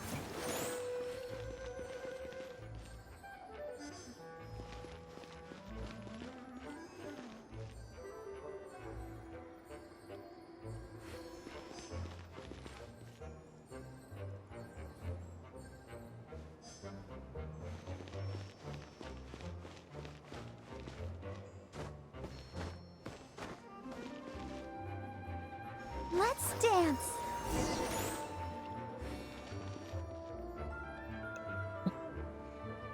Low-key, that was pointless. Should be on the mend. Thank you so much, Miss Barbara. Things are still quite chaotic outside. It's best if you all remain inside the cathedral for now. You're not rushing back out to the front line, are you? You're still injured.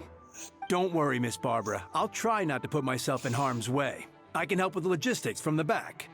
Well, give you a hand. As you said, the situation outside is chaotic. Injured parties should not be left unattended. There are others here who need to get back to the front lines, so... Of course. Thank you, Miss Rosaria. Just doing my job. I'll leave the cathedral to you then, Barbara. You can count on me. I don't really know how all of this started, but I do know that Jean and the others have been preparing for this for a really long time. So I think everything will be all right. No, it has to be. Oh, did I catch you at a bad time, Barbara? No, not at all. Did you need something? I just wanted to tell you that over the next few days, a lot of things are going to happen in Mondstadt. Attacks and fighting. So, I need you to take care of yourself. Huh? Oh, how do you know? Albedo warned us in advance. It has something to do with Dragonspine, and he's our authority on that region, so we should take him at his word. Oh, Dragonspine, huh? So, the city is going to be in danger. Yes, but the Knights of Favonius will do whatever we can to protect the people. But then, who will protect you? Don't worry. I'll look out for myself, I promise. Please let them be okay out there. Sister Barbara, could you lend me a hand? Of course! Coming!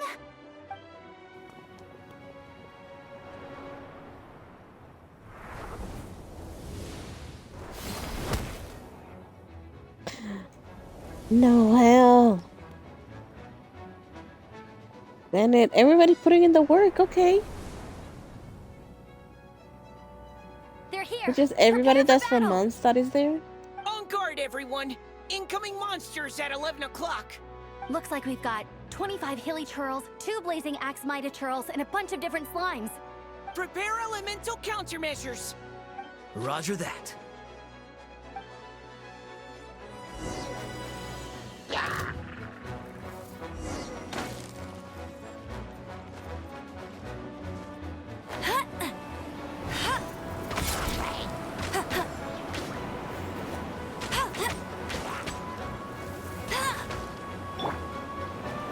I've never played this one.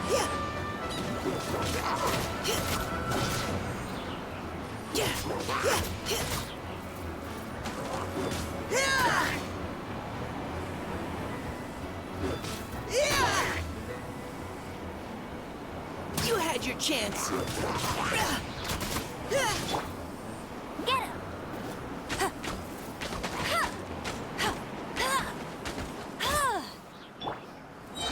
I don't want to see his foot. There you go. Thank you. Now's our chance. Thank you.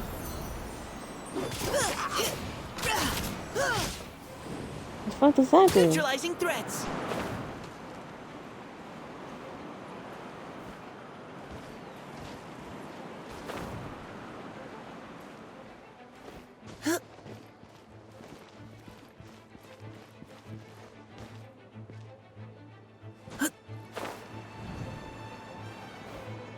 Oh.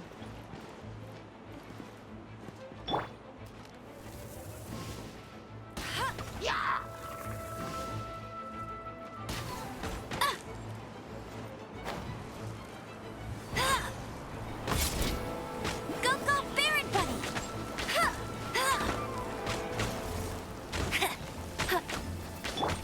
Final warning.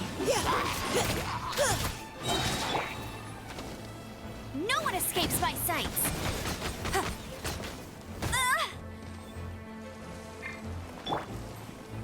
Let's keep going, team. Does that heal?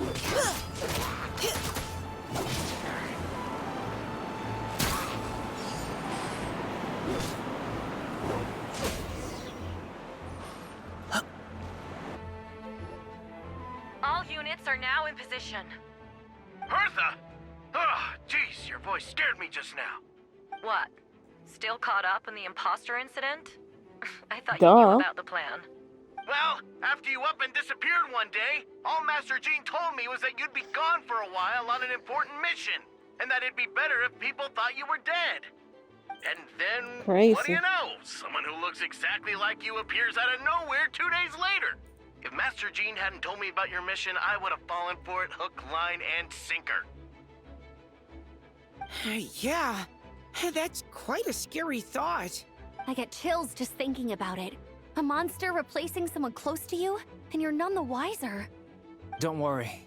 Once this is over, these monsters won't be a threat to us again. Albedo! Are you okay? The trial wasn't too hard on you, was it? I'm sorry I couldn't be there. I was so worried. Same here. I thought it was all real at one point. I was in complete shock. So, you didn't know, Amber? Then it seems Eula did an excellent job at keeping the situation under wraps. And no need to worry, you two. I'm no worse for wear. That sounds like you, all right. She's like an impenetrable wall, that one. You're not getting a secret out of her. Yeah, for sure. She's someone you can really count on. Wait, so how did you decide Hertha should disappear again? After all this fighting, I can't seem to get it straight. It was Kaya's suggestion. He said the plan would work best with someone well-known and reputable, without being too high profile. Naturally, Miss Hertha was the perfect choice. We needed to leave a hole in our organization, so she came up with the idea that she would disappear. Ah, so that explains the rumor that someone had fallen during a mission. Of course, it didn't take long for that to get resolved. No, because the imposter fell right into our trap. It was all part of the plan. First, we spread the rumor that Hertha was missing in action after some kind of incident. The news came from Kaya and Hertha's direct subordinates, which was important because we needed it to be credible. The imposter saw the gap in our ranks and couldn't help but take the bait. It didn't take long for the fake Hertha to appear on the night's patrol route, claiming to have survived her mission. When did that happen? Over 6 months ago. Whoa, so this has been a long time in the making. Yes. And our enemy was more meticulous than we expected. Monsters have been searching for Hertha's body in order to protect the imposter's identity, which is a more advanced way of thinking than Subject 2. So we had to wait long enough to convince the fake Hertha that she had our trust. Furthermore, we needed to give her time to gather evidence against me and convince herself she had enough to strike. But how did the Knight's internal information even reach Durin and his monsters? There's an informant among our ranks. Don't worry. Barbados has already tracked her down. She doesn't have his blessing, so she can't hear what we're talking about right now. Honestly, this whole situation almost gave Paimon a heart attack. All those awful accusations in the first trial, and you couldn't even defend yourself! It was to be expected. I couldn't just reveal the truth. It had to be at the right moment, or it would have given the imposter even more fuel to use against me. She would have demanded to know how I knew about Dragonspine and the monsters in disguise. And if my true identity got out, the public's trust in me would be gone. It was a trap, you see. Argue back and expose my origins, or keep my mouth shut and be seen as a murderer. Credit where credit is due. It was well thought out. Yeah, thank goodness we were able to back her into a corner. Indeed. And I have you to thank for that, Traveler. You probably don't know it, but you've been a part of the plan since the beginning.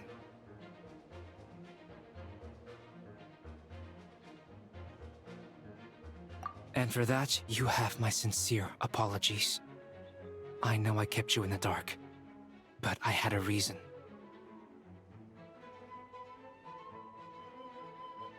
This might not sound intuitive, but I did it to make the plan even stronger. From the beginning, I knew I had to leave the letters in my office for a fair and independent reader to discover. Someone willing to seek the truth.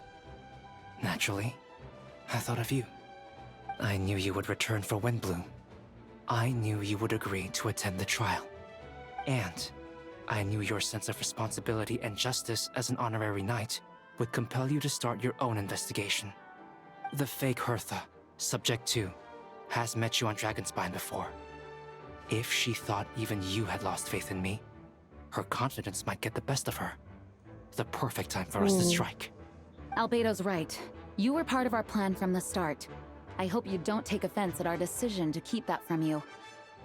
I'm offended. And please, don't be too hard on Albedo. He was just doing his best to look out for Mondstadt. Enough people were involved in the plan as it was. We had no other choice. The honorary knight and Paimon will always be friends of Mondstadt. We will never forget that. Aw, that means a lot.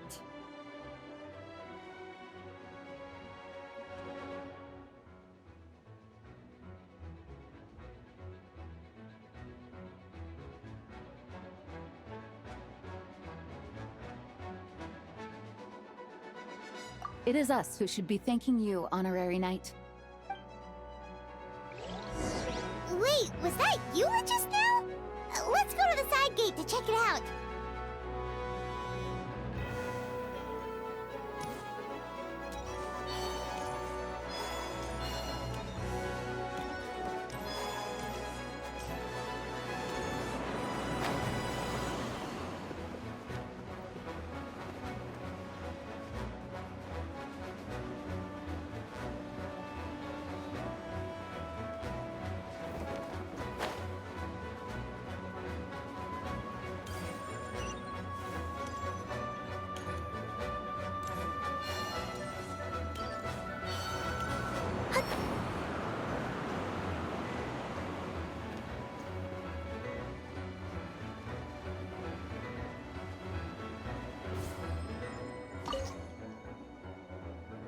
Meow-wee! These darn things are more annoying than disgusting booze hounds. Albedo, Traveler! If you run into anyone who needs a safe place to wait this out, feel free to send them to the Cat's Tail. I'll be here to watch over things so the tavern will be safe. Thank you, Diona. We'll be sure to do just that.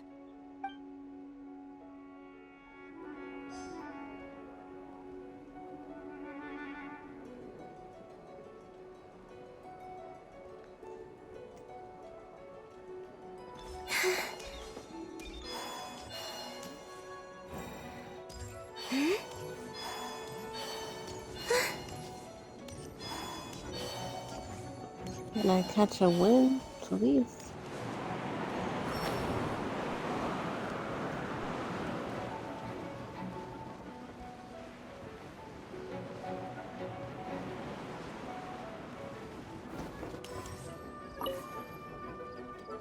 Gotta say, when I saw you on the side of the road, I thought you were hurt.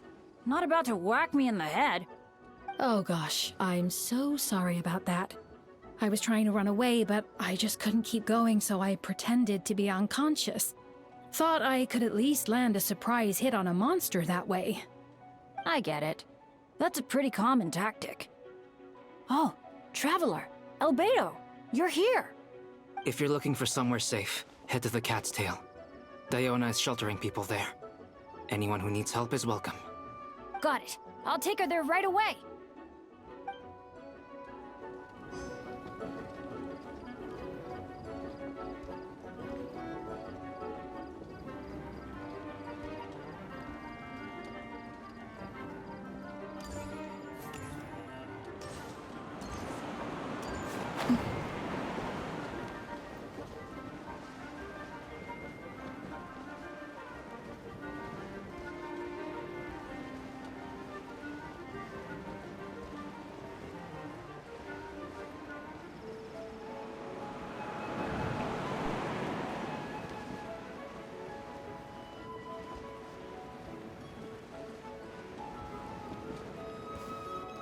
Oh, Captain Albedo, honorary knight!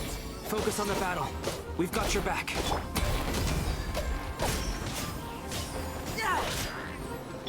Leave it all to me. What the fuck is that? I've never seen him, my boy. Oh wait, I might have, but in Natland. fuck are these?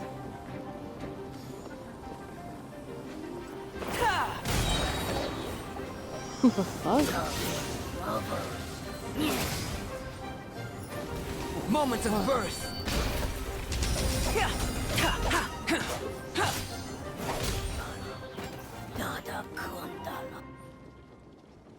Thanks for the help. That was over a lot faster than I expected. I'm sure you have places to be, so don't let me keep you. Rest assured, I'll keep the people around here safe. Be careful out there. I know victory will be ours.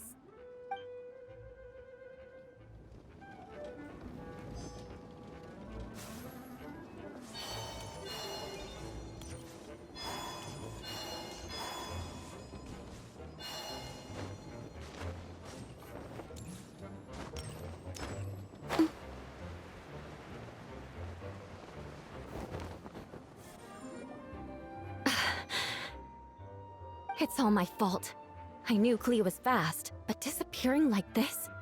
I only lost sight of her for 1 second. How am I going to explain this to Albedo? Explain what? Albedo! Traveler! Paimon! What brings you here? We're providing mobile support across the region. Was there something you needed to explain? You can tell me anything. I hope you know that. Yeah, plus we kinda already heard what you said, so... Clea, she disappeared right under my nose. I'm sorry. I'm doing all I can to find her. I see. He's gonna hear Please explosions don't beat and that's yourself it. up. Clea is... Wait! Boom. Something's coming this way, and it doesn't look pretty! Alright, fighting first, conversation later. I haven't played as her. She was right next to me, and the next thing I knew, she ran off somewhere. I swear I only lost sight of her for a second. Clea is known for her speed. Don't worry. She's a knight in her own right. She can protect herself. Oh, there you are! Clee's here to help! See? Kids are fast on their feet. Clee's got this one! Those bombs. I see what you mean.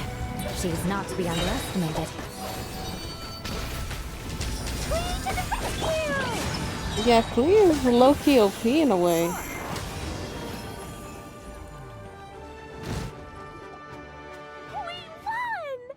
I lucky Great may work, want to get Clea. her when she drops. I'll be counting on you to protect Eula next time, too. Albedo, you can't be serious. No problem. Just leave it to Clee. Are you going on patrol, Mr. Albedo?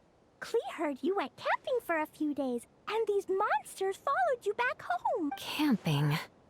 All I right. also like her voice. The truth isn't suitable for little ears. That's right. So I need to report back to Master Jean to settle my expenses. If you have some time, I'm sure Eula would be grateful if you escorted her back to headquarters as well.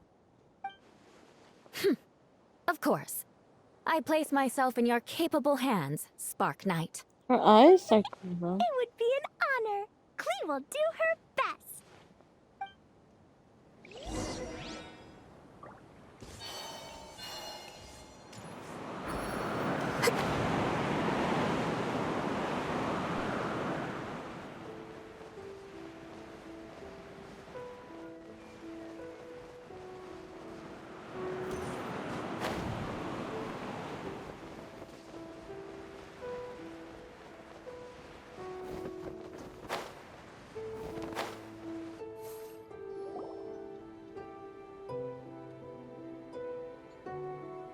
That should be it for now. Good work, everyone. How did we fare injury-wise? Good. Our preparations paid off. Injuries are few and far between. I have the full record here. Wonderful. I'll review it in a bit. We're back! Everyone all right? Amber? Yup, right as rain. We're back! Clee kept Miss Eula safe the whole way. That's amazing, Clee. Eula was lucky to have you. Looks like we're still missing a few. Reporting back, Master Jean. Good to have you back safe and sound. And great work, everyone. This operation could not have happened without you all. Your we leadership catch is what made the it possible, thing? Master Jean. It's been a busy few days. You should take a well-deserved break. I will, but I believe you deserve one most of all. My work isn't finished, I'm afraid. I have a few loose ends to tie up. Loose ends? Ah, yes, of course. We can talk about it back at headquarters. The Traveler and Paimon should be there too. All right. Everyone who has finished their work should head back to their quarters or to the church to get some rest. Want to come with us, Klee? We can drink some tea and eat some freshly baked moon pies. Yes! Yes! Where's the thing? Did we just forget? Did they catch Hi, it? everyone. Venti, thank you for everything. I know there were difficult moments along the way. Oh, well, wait. Does that mean you saw me running for my life? Oh, no. Apologies. Just forget I said anything. Just kidding. But you're right. It was tough out there. I almost lost my hat to the wind several times. Any notable information on the wind? Of course. I was out on the city wall for quite some time. I heard all sorts of things. As for something notable, well, I picked up on anxious voices and a child's anger. Durin has been isolated for centuries, but absorbing Subject 2's emotions allowed him to understand certain truths about this world and his existence, including the fact that he is no longer Mother's only child, or her most perfect creation. It's obvious he found that fact difficult to accept. The emotions he felt in response were quite genuine, and, dare I say, human. If I eliminate the perfect creation, I will be the only child Mother needs.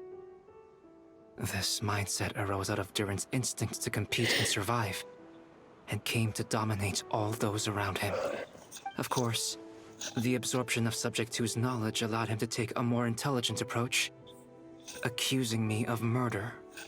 In the end, however, Durin still lacks sufficient social intelligence. The fact that his army even got this far is a miracle. Oh, no wonder Venti sensed a child's anger through the wind. That same feeling. It's close! Uh-oh. Ah, Miss Phonia. Here to make your report? Oh, nothing much to report, actually. Huh. Is that so? During the battle, we were talking about your transfer to the 7th Company. You were in charge of patrols and post-battle reconnaissance this time. How did everything go? Good. No problems. I see. Catch her. If you don't mind me asking, why did you come from that direction? And why are you alone? Did you think we were still meeting at the side gate? There was a change of plans. We sent the message over the wind in the last few minutes of the battle. There were a lot of changes during the operation, but I imagine you missed those as well. Because you're under Durin's influence, and you have been since your trip to Dragonspine over 6 months ago.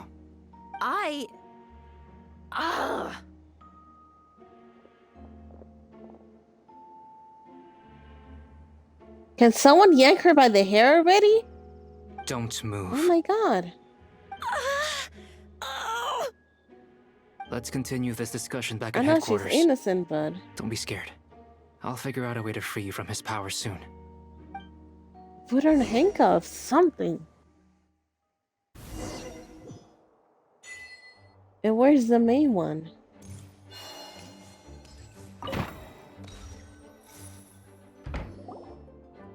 All right, the others are looking after Phonia. Please tell me you can help her. I can, as long as the rest of the operation goes well.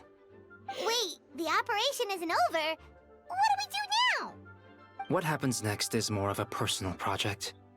I've consulted Venti about the possibility of calling a tripartite conference. Ah, yes. That's a relatively new tradition. Grandmaster Varka came up with the idea a few years ago. I still remember when he approached me about asking the lovely ladies of the Hexen Circle for a small favor. The chumminess caught me off guard. If I hadn't known any different, I'd have thought he was talking about his older sisters or something. Older sisters? Is Varka really young or something? Oh, they hadn't met him yet.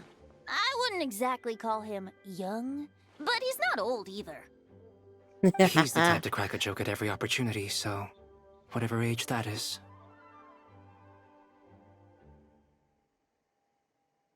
You're so wrong on everything, Paimon. Indeed. Anyway, the Tripartite Conference is a gathering of 3 parties: the Hexenzirkel, the Animal Archon, and the joint forces of the Knights and Church of Favonius. Lord Barbados was able to facilitate a meeting between Varka and the mages. Varka has quite a way with words, so he was able to gain their favor and convince them to agree to a very important request. Namely, that in Mondstadt's greatest time of need, the mages would return and lend their aid to our nation. Yes, and now I have a request of my own. So I need the conference to convene once again. Venti, if you would. Of course! Traveler, pass me the Dodo communication device. Huh? You're gonna use that thing to call them? It belongs to them. Just watch and learn. Okay, I think this should do it.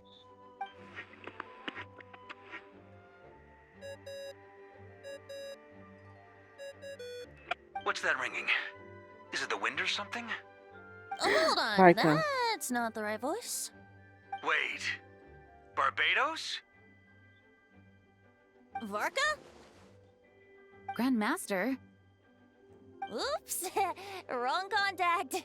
Sorry, Varka, you're probably busy right now. But considering I'm surrounded on both sides with a group on my tail looking to turn me into mincemeat, yeah, I'd say so. Yes, well, have fun with that. We can talk some other time. All right, pass along my regards. Oh, and I still owe you for those drinks, don't I? Just take it from my stash. I keep it in... Hey!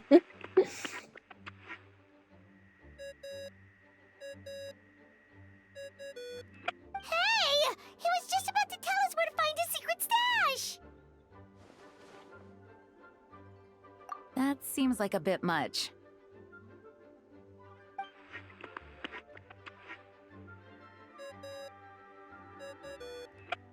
Hello? Who is this? Greetings, Miss Alice. It's Venti. Venti? Nope, it doesn't ring a bell. You're really gonna tease me like this? Fine. It's Barbados. Apologies, just a bit of fun. What can I do for you, dear Barbados? You still remember the Tripartite Conference, right? I'm calling on behalf of a friend. He's asking for a meeting. Oh? And which brave soul is it this time? Brave is crazy. It's me, Aunt Alice. Albedo, captain of the Knights of Favonius investigation team, requests a formal meeting with the Hexenzirkel.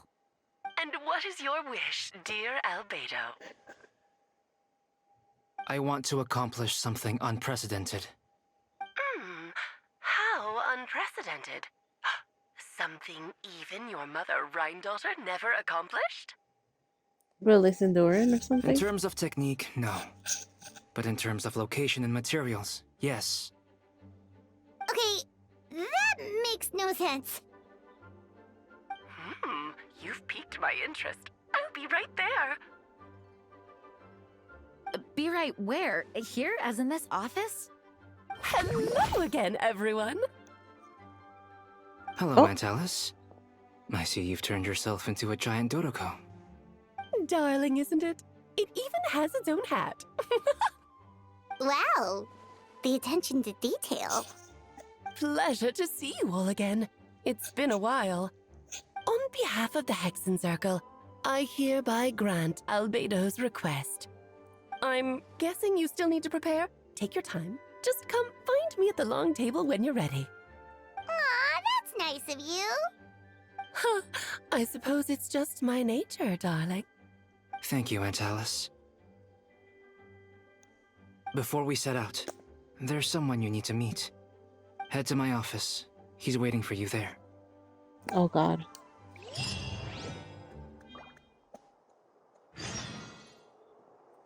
I think this is then the story of how Durin becomes human. Kind of.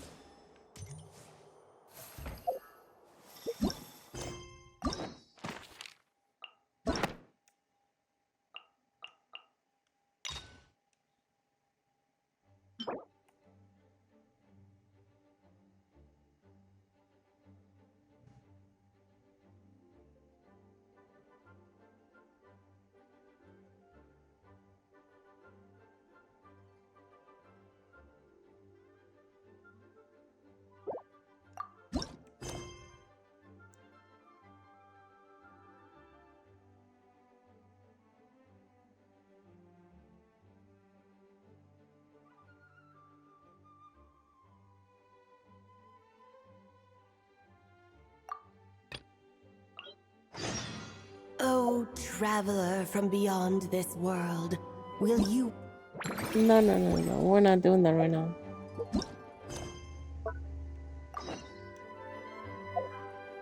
I'm trying to see what story is where he's a little dragon.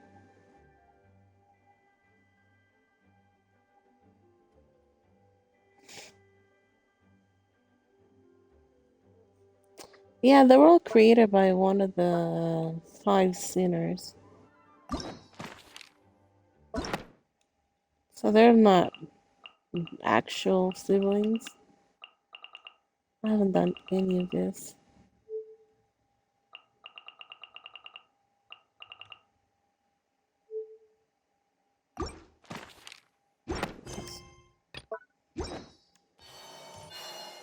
Alice? You recognize me? Hey, have you ever wondered why Albedo always keeps his office closed? Paimon bets there's a secret snack stash hidden around here somewhere. Hey! That's loud! Minnie Durin? What are you doing here? Well, actually, I've He's so been cute. helping you guys in secret this whole time. I tried tapping Paimon on the shoulder during the battle, but you floated away too fast. Yeah, I've been in Mondstadt for a few days now, but I've kept myself out of sight. I thought people might be scared of me. Oh, don't worry. We aren't scared of you. Thanks. So, what brings you here? Oh, is it Windbloom? There are a ton of fun games this time of year.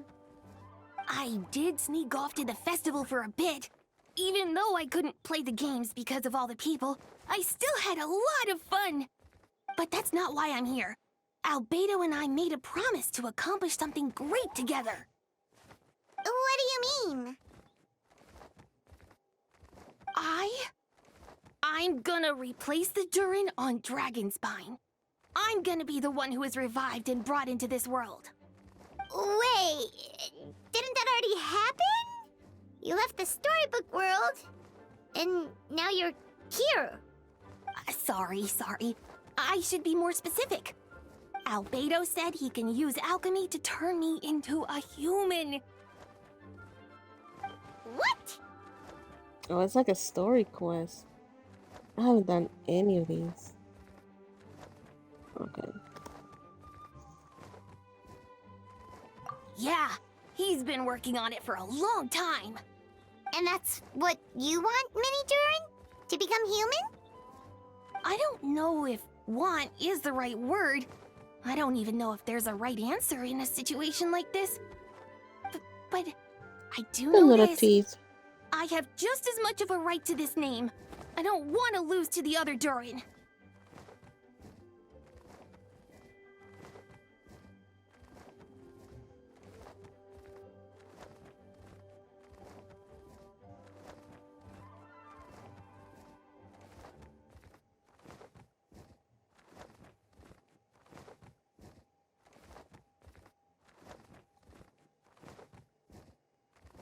I know. Albedo talked to me about that. He said the Durin on Dragonspine is a lot more aggressive and primitive. Almost like a beast. But Mom created me in a storybook. The pure parts of me can balance out the evil parts of him. If I'm honest, I don't know what that will look like. If I can still be me once I become one with that part of him. Maybe, without a complete soul, there was never really a me to begin with. Albedo said these kinds of questions are normal. We're all just trying to figure out who we are. But I'm not afraid of change. I want my life to have meaning. And suppressing an evil dragon, becoming human, both sound pretty meaningful to me. So don't worry. No one is forcing me to make this choice. Well, turning you into a human sounds like a huge project. Yeah, I'm really grateful to him. We're kind of in the same boat, you know? Albedo told me he's the Kryda Prince, a synthetic human. And if this works, I'll be one too. We will be the only two of our kind in the whole world. Alchemical creations allowed to live in human form.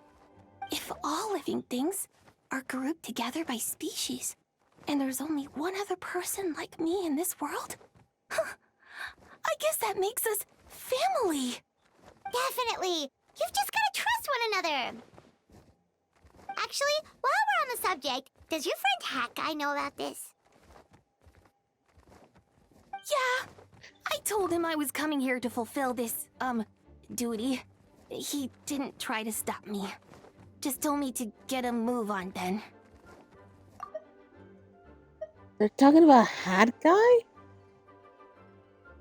Do they know that Hat Guy is the Wanderer? He didn't say it outright, but I think he supports my decision. Maybe he even thinks it's a good idea to go through with this. I'm a little scared, of course, but excited too. Anyway, I'm really glad I got to talk to you at a time like this. I feel a lot better now. So, thanks. Anywho, come to Star Sand Shoal. There's a little something I'd like your help with. Well, it wouldn't be Clay's mom without a hefty dose of mystery, huh? Let's go see what this is about.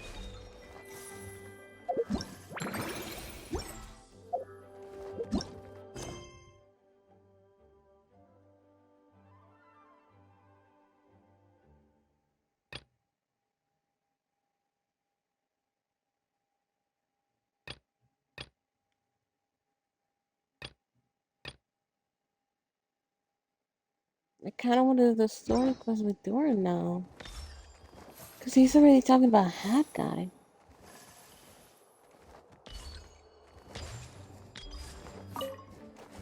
I'm feeling a little nervous, but also kind of excited. But don't worry, I can cope. I gotta do my best to stay in a good frame of mind so that Albedo's plan can succeed.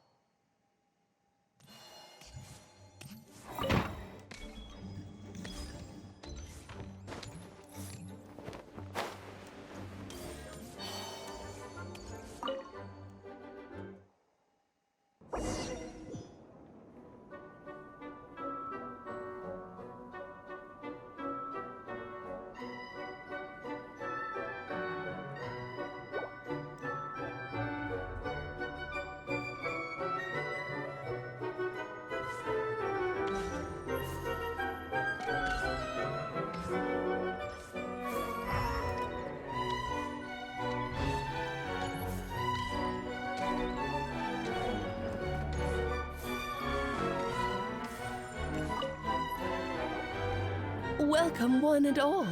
Please sit wherever you like. So, no unspoken rules to be aware of? I don't want to unwittingly park myself down on some important lady's chair. I highly doubt anyone's going to mind where you sit, Lord Barbados. But thank you for being so considerate. Jean didn't fancy tagging along? A lot happened in the city today. If she left, there really would be no one around to lead the Knights of Favonius. All right, never mind. I was just hoping to treat her to some tea. Oh. So, tell me, Albedo, what is this outrageous and audacious plan of yours that I've been hearing murmurings about? I'll get right to the point. I intend to kill the evil Durin in Dragonspine. Oh? And I'd also like to request some alchemical reagents from the Hexen Circle. Which ones? I'm all ears. First would be the flesh of that immortal monster from the Mare Javari. Interesting. What else? The other is a portion of the embryo left by my mother, Rhine-daughter. Ah, the raw material from which she created her monsters in the past. There's not much of it left. Dragon blood, monster flesh, and embryo. Sounds to me like a formula for creating life. Correct. Her personality Durin's is heart has interesting. continued to beat ever since the day he died. That means it's just a matter of time before he eventually returns. It could be centuries away, or millennia, but the day will come. I've spent years investigating in Dragonspine, so I'm well aware of the danger he poses. He has already posed a considerable threat to Mondstadt at less than half of his original strength. There's no telling how dire the consequences could be if he ever regained his full life force. Hence, if we want to be free of the dangers posed by his blood and limitless vitality, we must find a way to eliminate Durin entirely. Unfortunately, Durin is a special entity. Even after death, he could reawaken at any moment. So, the solution is to kill him, and then resurrect him in a different form. Upon resurrection, he will no longer be the creature he once was. In fact, he will no longer be a monster at all, because I intend to transform him into a human-like being. During the summer, Klee and I visited a fairy tale world called Simulanka.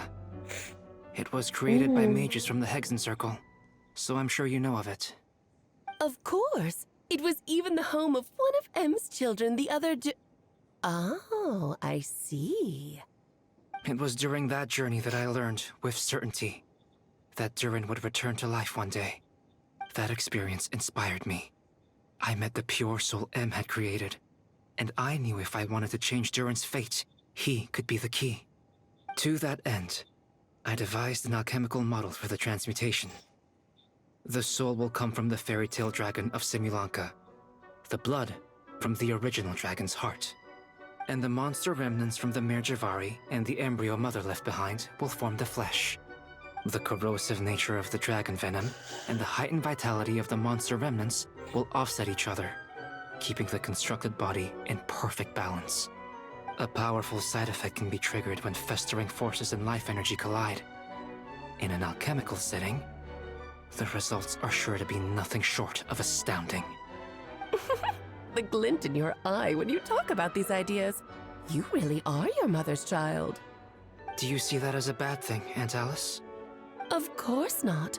To me, you're both extraordinary individuals. I find you fascinating. In any case, now I see why you asked Venti for help. The raw materials you seek are extremely valuable. The misuse of even the tiniest amount could cause unimaginable chaos. That said, we're happy to give you what you need. But there is one condition. You need to prove you can wield them. And so, you must pass the Hexenzirkel's trial. I understand. I figured something like this might happen. That's why I asked the Traveler to come along. Of course you did.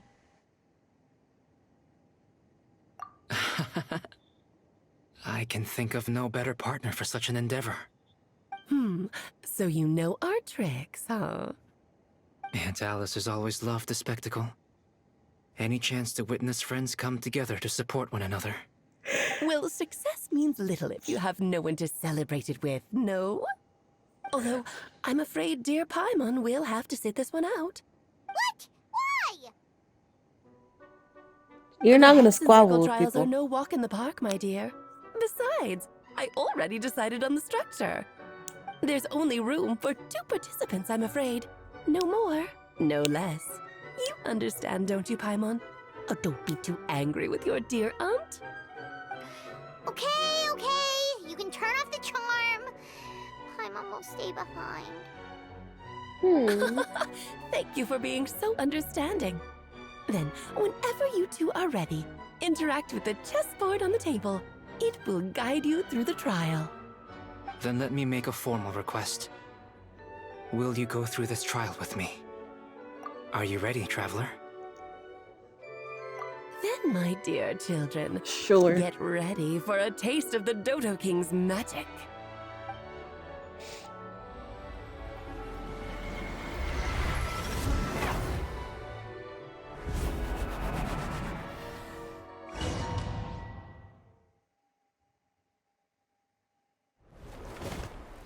It's certainly in keeping with Hexen Circle modalities. We've been shrunken down to chess piece size. Whoa, you're so tiny now. Take extra care of yourselves, okay? What is it? Nothing. It's just Paimon's voice is even louder than usual now I'm this size. She's always so energetic and lively. Nothing can dampen her spirits. Don't worry. He'll be back with her again in no time. You sound pretty confident, Albedo. Aunt Alice, I didn't realize you'd be personally conducting the trial. Well, since your mother has to recuse herself, who better than I to put your abilities to the test? I have prepared quite a riveting new performance just for you two. See? Defeat them in battle. Prove to me that you have what it takes to achieve your goal. Swashbuckle your way to victory like gallant fairy tale heroes.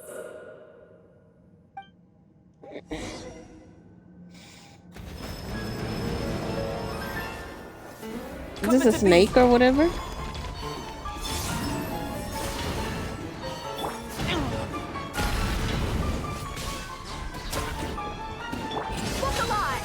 Moment of birth.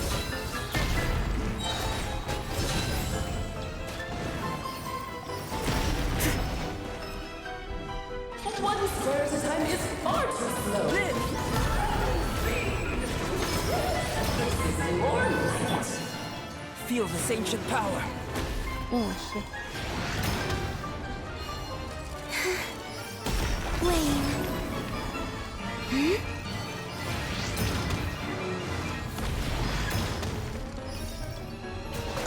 Yes, this is more. Feel this ancient power.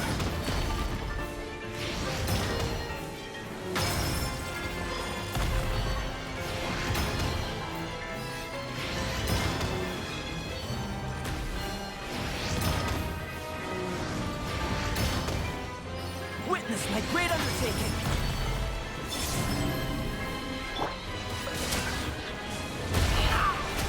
Get back!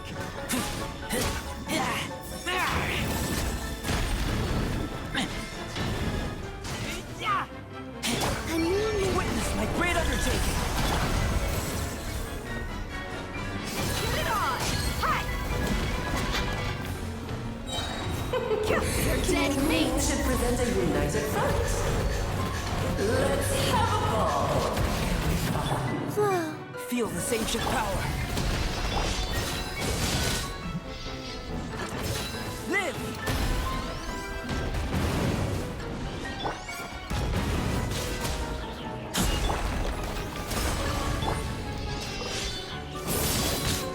Witness my great undertaking.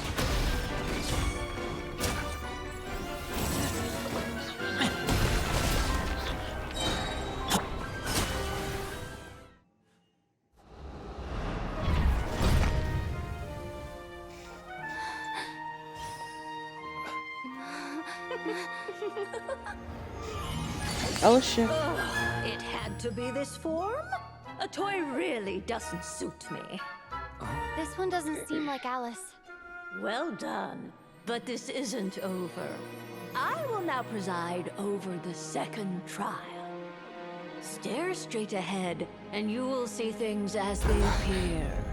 But change your perspective, and you will see them as they are.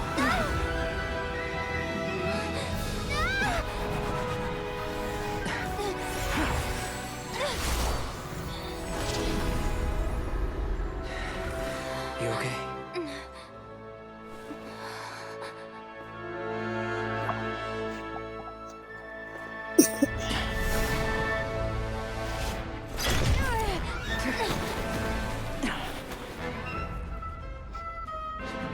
Damn, you wanna help us or no? Why are you doing this?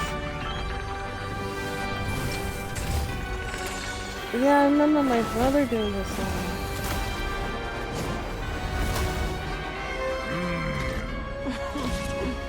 The trial awaits.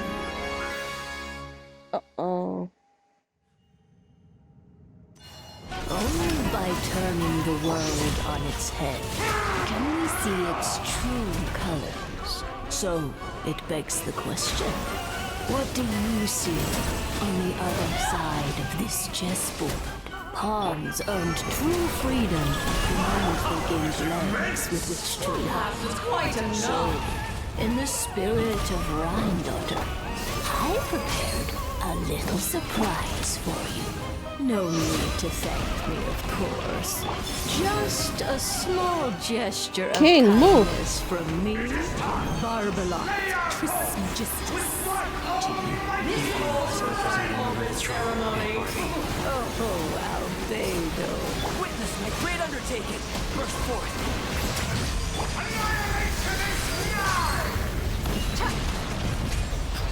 Steady as stone, as a good knight should.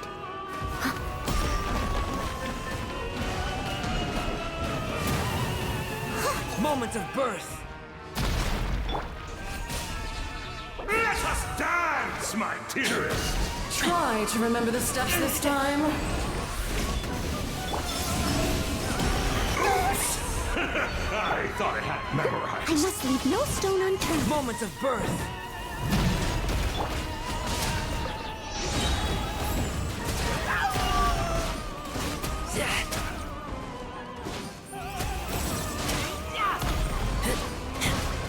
If this is anything like actual chess, I need to go for her. Feel this ancient power.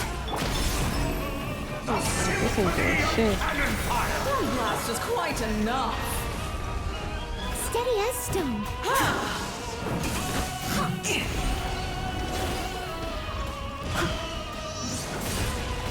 Witness my great undertaking.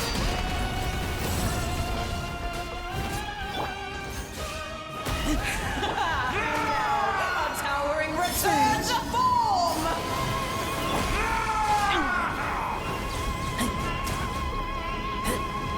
Feel this ancient power. Come into being. The stage is yours, my queen. I shall take the spotlight once more. Feel this ancient power. The final act is upon us! Indeed, indeed, indeed. Burst forth. Hey, die? Yay.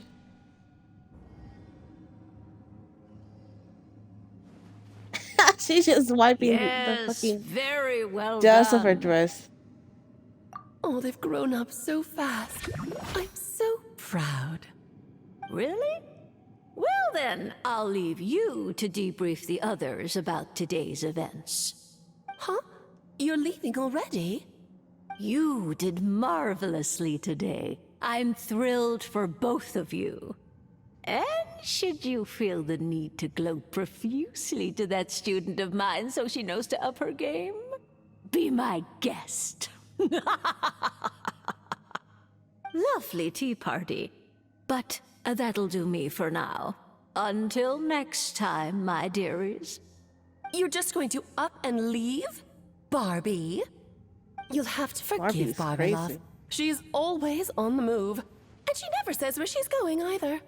I think she enjoys the mystique. But if I had to guess, she's probably going for a walk. She's a very health-conscious individual. Barbie was satisfied with your victory, and so am I. Congratulations to you both. You can come back now. Oh, whoops. I need to turn you back to normal first, don't I?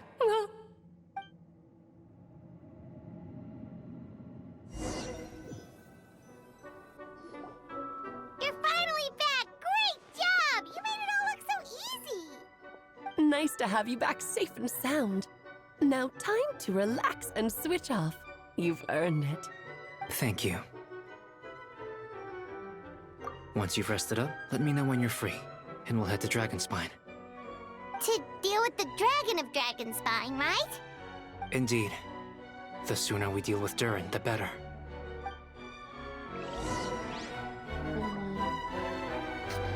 Like, I can see why they,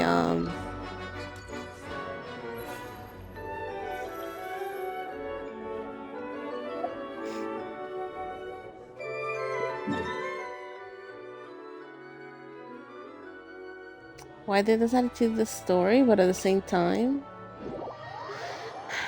it's like, was there really a need to go that deep into it? Because they just kind of said, yeah, he's human now. That's it.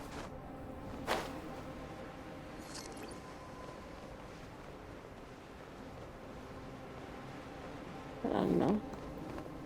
It's just nice knowing how he became human, but... This place is as freezing as ever! Paimon's hands are turned to ice! Want to climb into my hood? Paimon. You sure?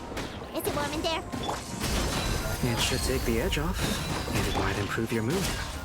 But I recommend finding a heat source for a more potent effect.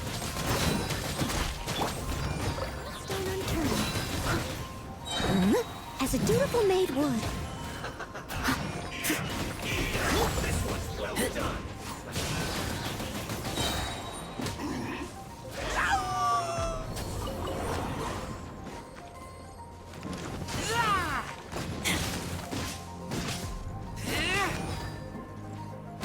It would have been nice to do this before anything else, because they were also kind of surprised when they saw him first, that he was human. That's why they're gonna leave this kind of open-ended, like it worked, but we don't know, kind of.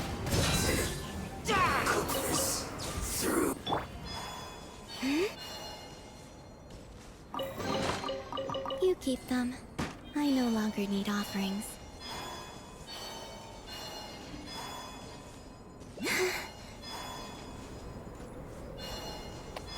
Oh, I see that one over there.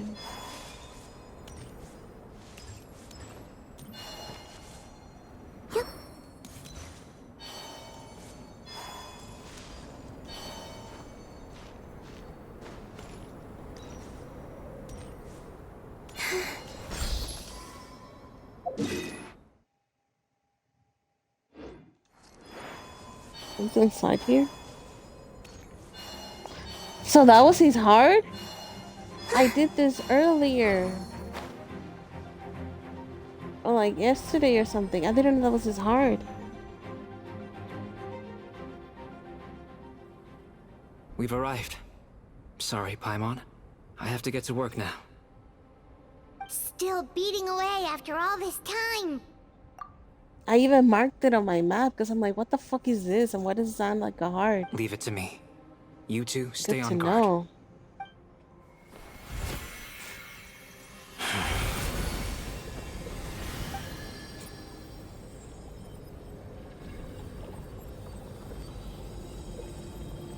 She looks so tired. May Paimon ask a question? You may. Who is Durin to you?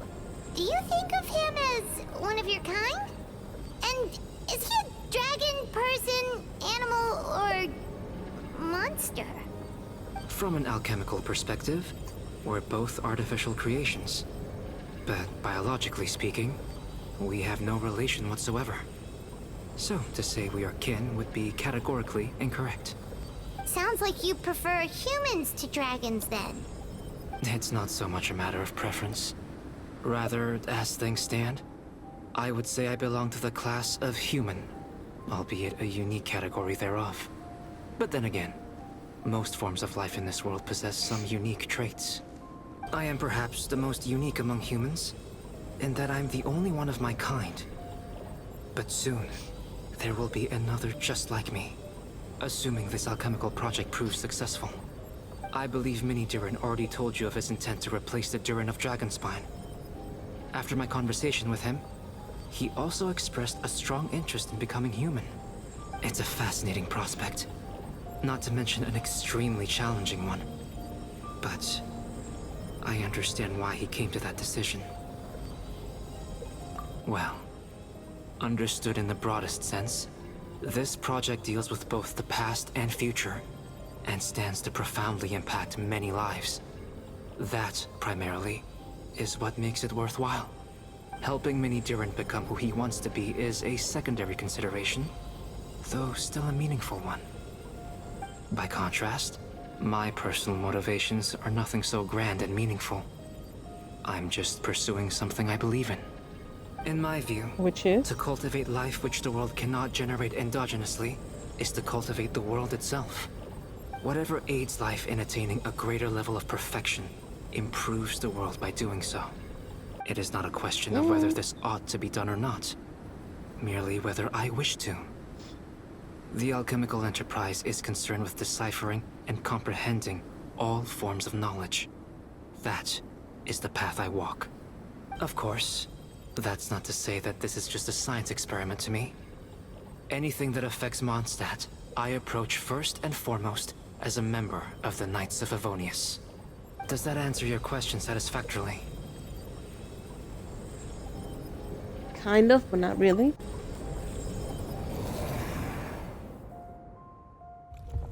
Finished.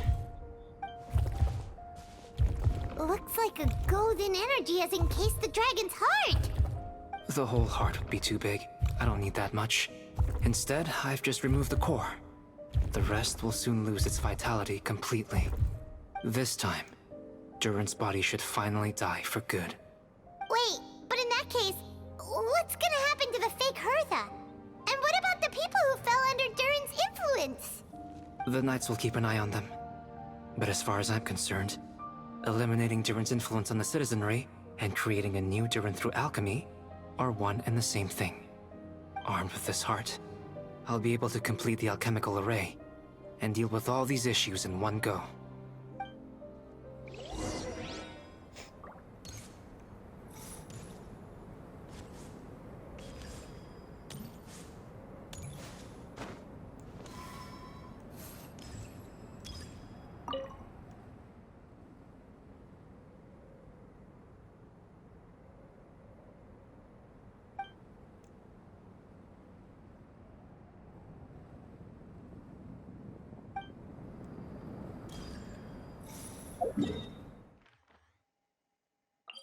Yeah, I had a mad because I'm like, what the fuck is this?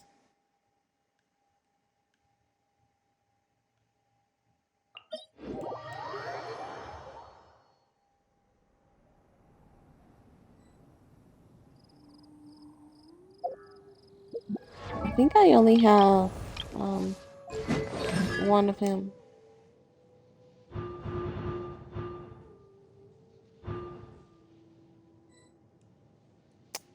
Yeah, there's one.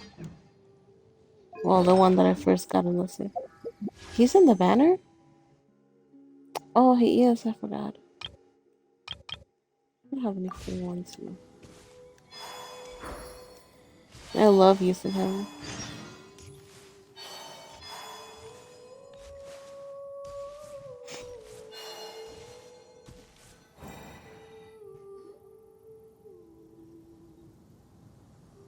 Let's call it a day here.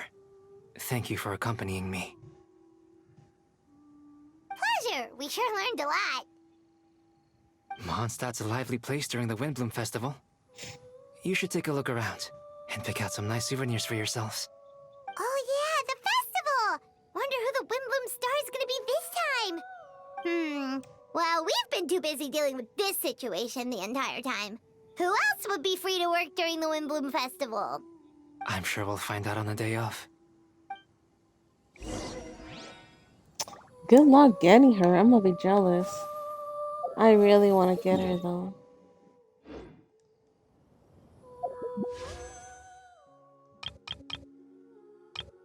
Enduring too, I want him as well. I want to.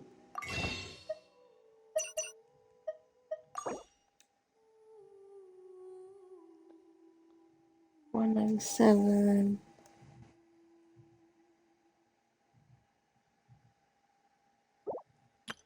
I'm gonna have 38. 235 wishes. 235. Yeah, I'm paranoid. I want to keep it.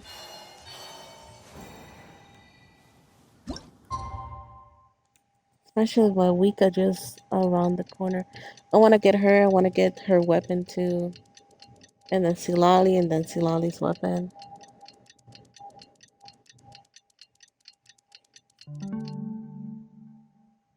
The Windbloom Festival is about to begin. Let's go check it out.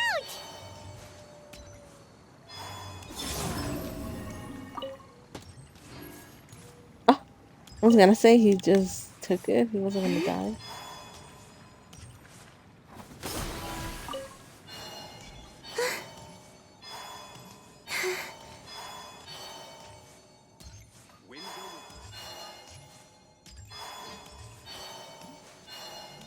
Yeah, and I already have all the materials for her weapon too. Silali, I'm almost there with everything that I need to have for her and her weapon.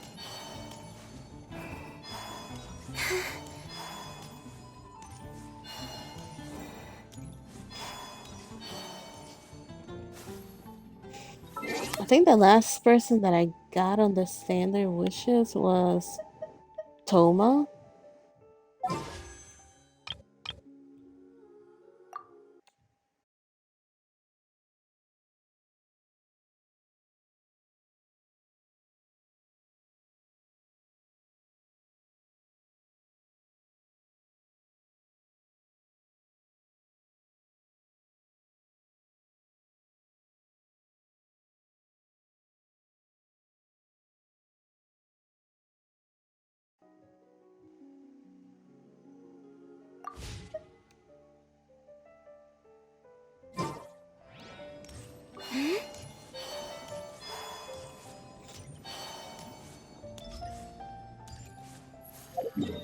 Where am I going? Okay, I don't see.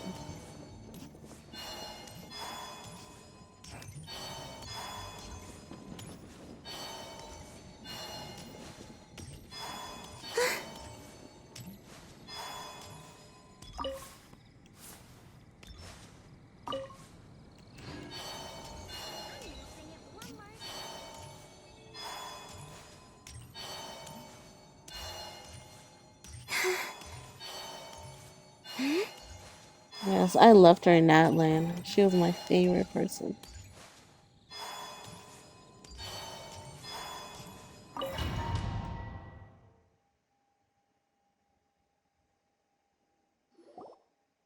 As you all know, during this year's Windbloom Festival, the people of Mondstadt have banded together to defeat several waves of monsters that tried to invade our city.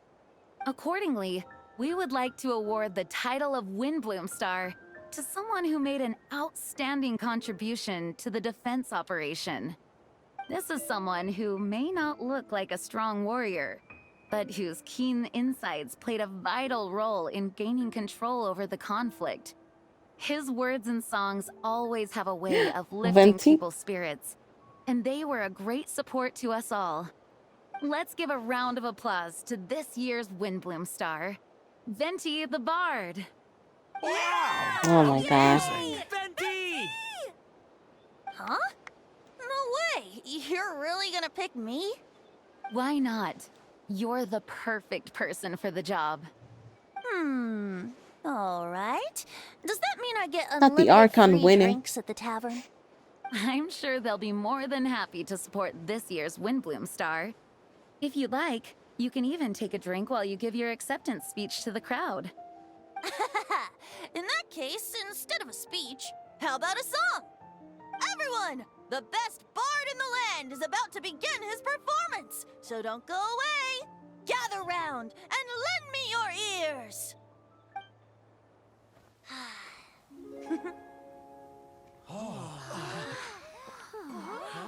They're too excited.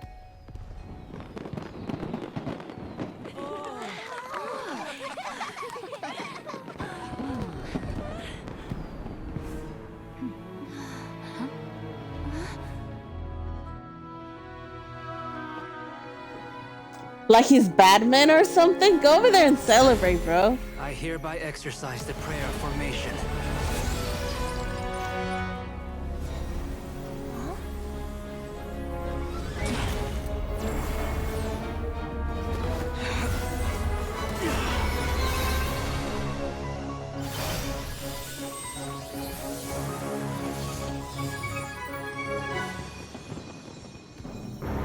Ubiquitous earth, flowing water, refining fire, fortifying wind.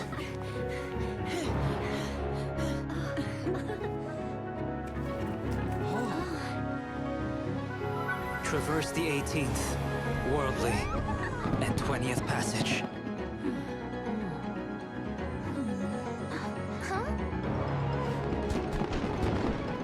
Emergent soul, enter the mortal realm. Elevate festering flesh into sacred blood and bone.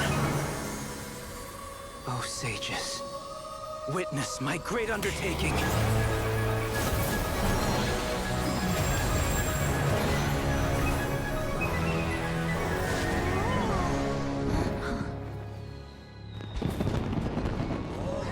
Guess this would be the day to do it with all the fireworks.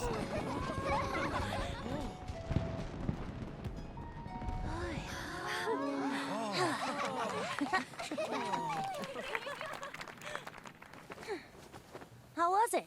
Not bad, right?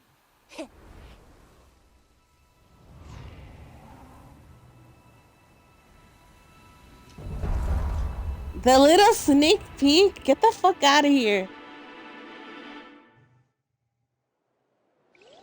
Yes.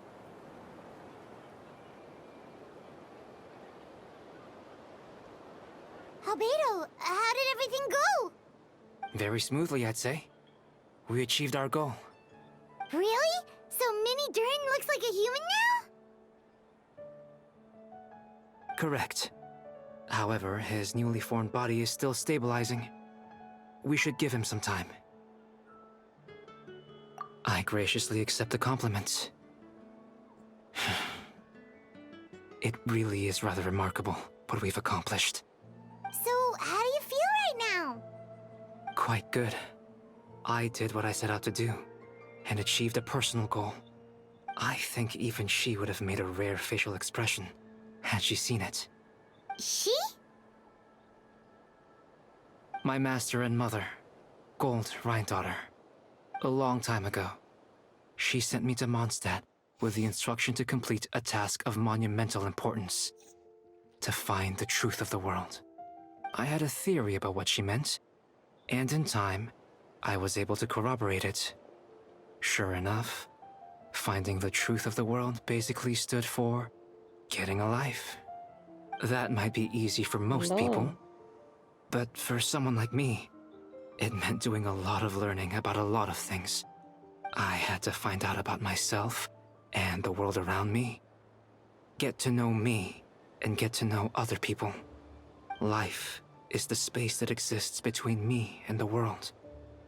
To become truly human, I had to inhabit that space.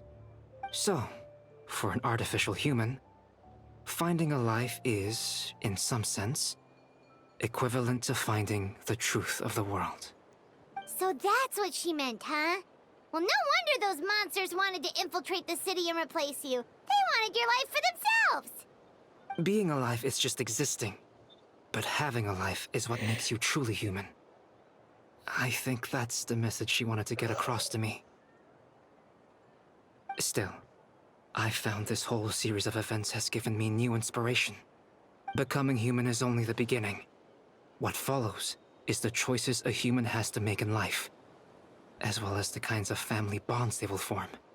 Most people would probably see the events of the last few days as something out of a nightmare. But for me, it's just part of my family life. I fear that the carefree existence my brother has enjoyed thus far will now come to an end. Just like me, he will have to step into the world and face the same constraints as everyone else. You've got an unusual family, that's for sure. Well, I suppose we get it from our mother. She's highly unusual. There are all kinds of families in the world. Some base their life around the family store, others around the farm. In my family, I suppose we tend to the flower beds. And now, I'm a gardener too.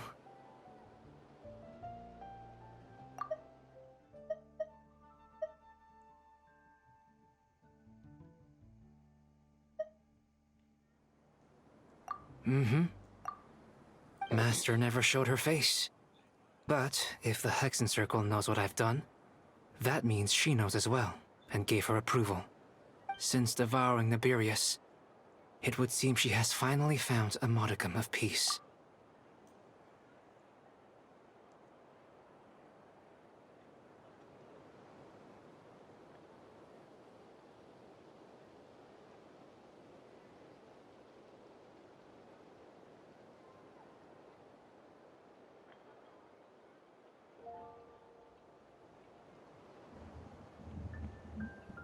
Is she one of the sinners? The face looks familiar.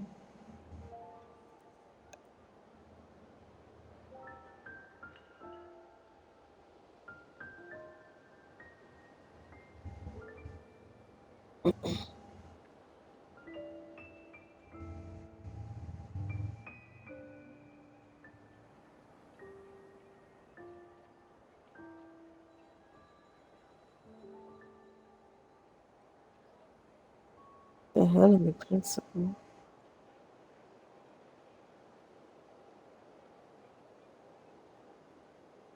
Okay, something else. And if so, then I am truly happy for her. She didn't always have a penchant for madness, you know. Devouring Nibirius? What's Nibirius? It's the name of the Oh, I thought I ruler went over of this life. already. What? Aunt Alice told me about it not too long ago, but it came as no surprise. I knew Master would do it sooner or later. As for the ruler of life, all I truly know is this. Nibirius is not gone. Instead, because of Master's actions, she and Nibirius are now one. In any case, thank you so much for your help during this ordeal, and for choosing to stand by my side through it all. Of course. That's what friends are for. Hearing you say that means more than I can say. I'll make sure to pass along the sentiments when I report back to Master Jean. Oh, so you're heading back to headquarters? Well, good luck with the report. Thank you. I'll get going.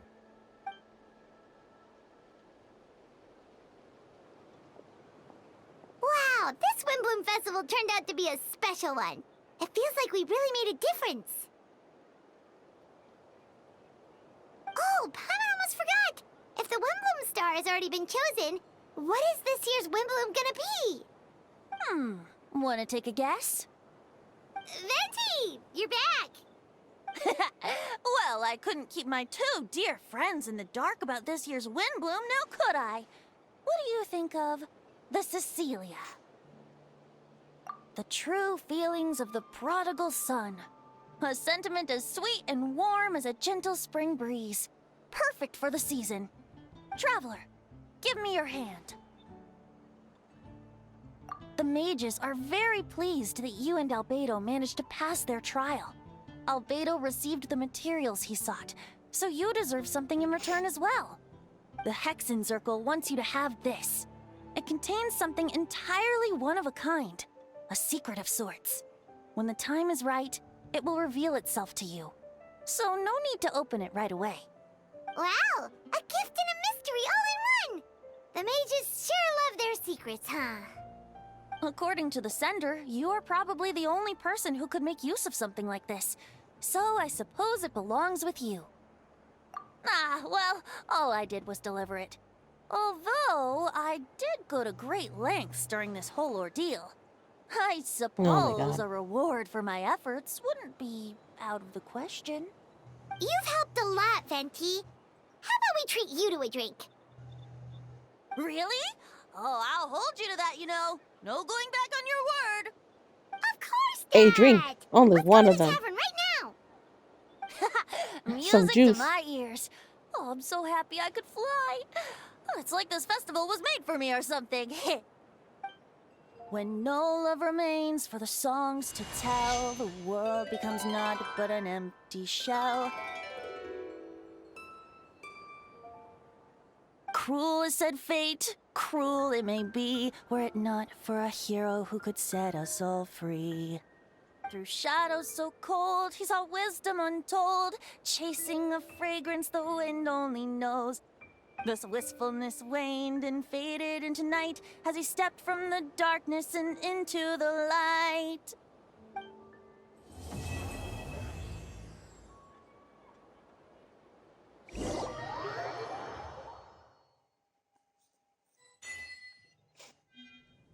That was a lot of information. I liked it, but holy hell.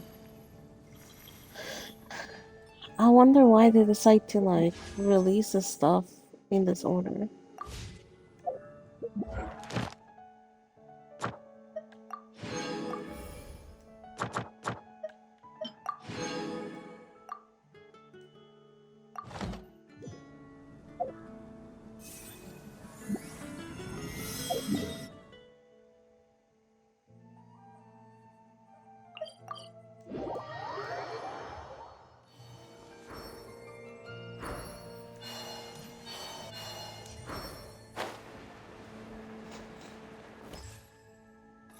Ad Astra.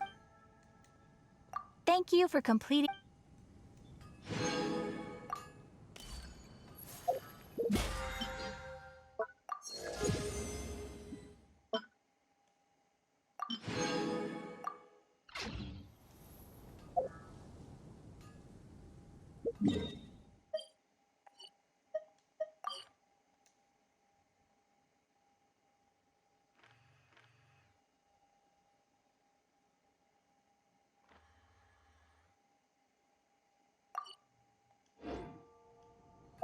Why is it set up somewhere?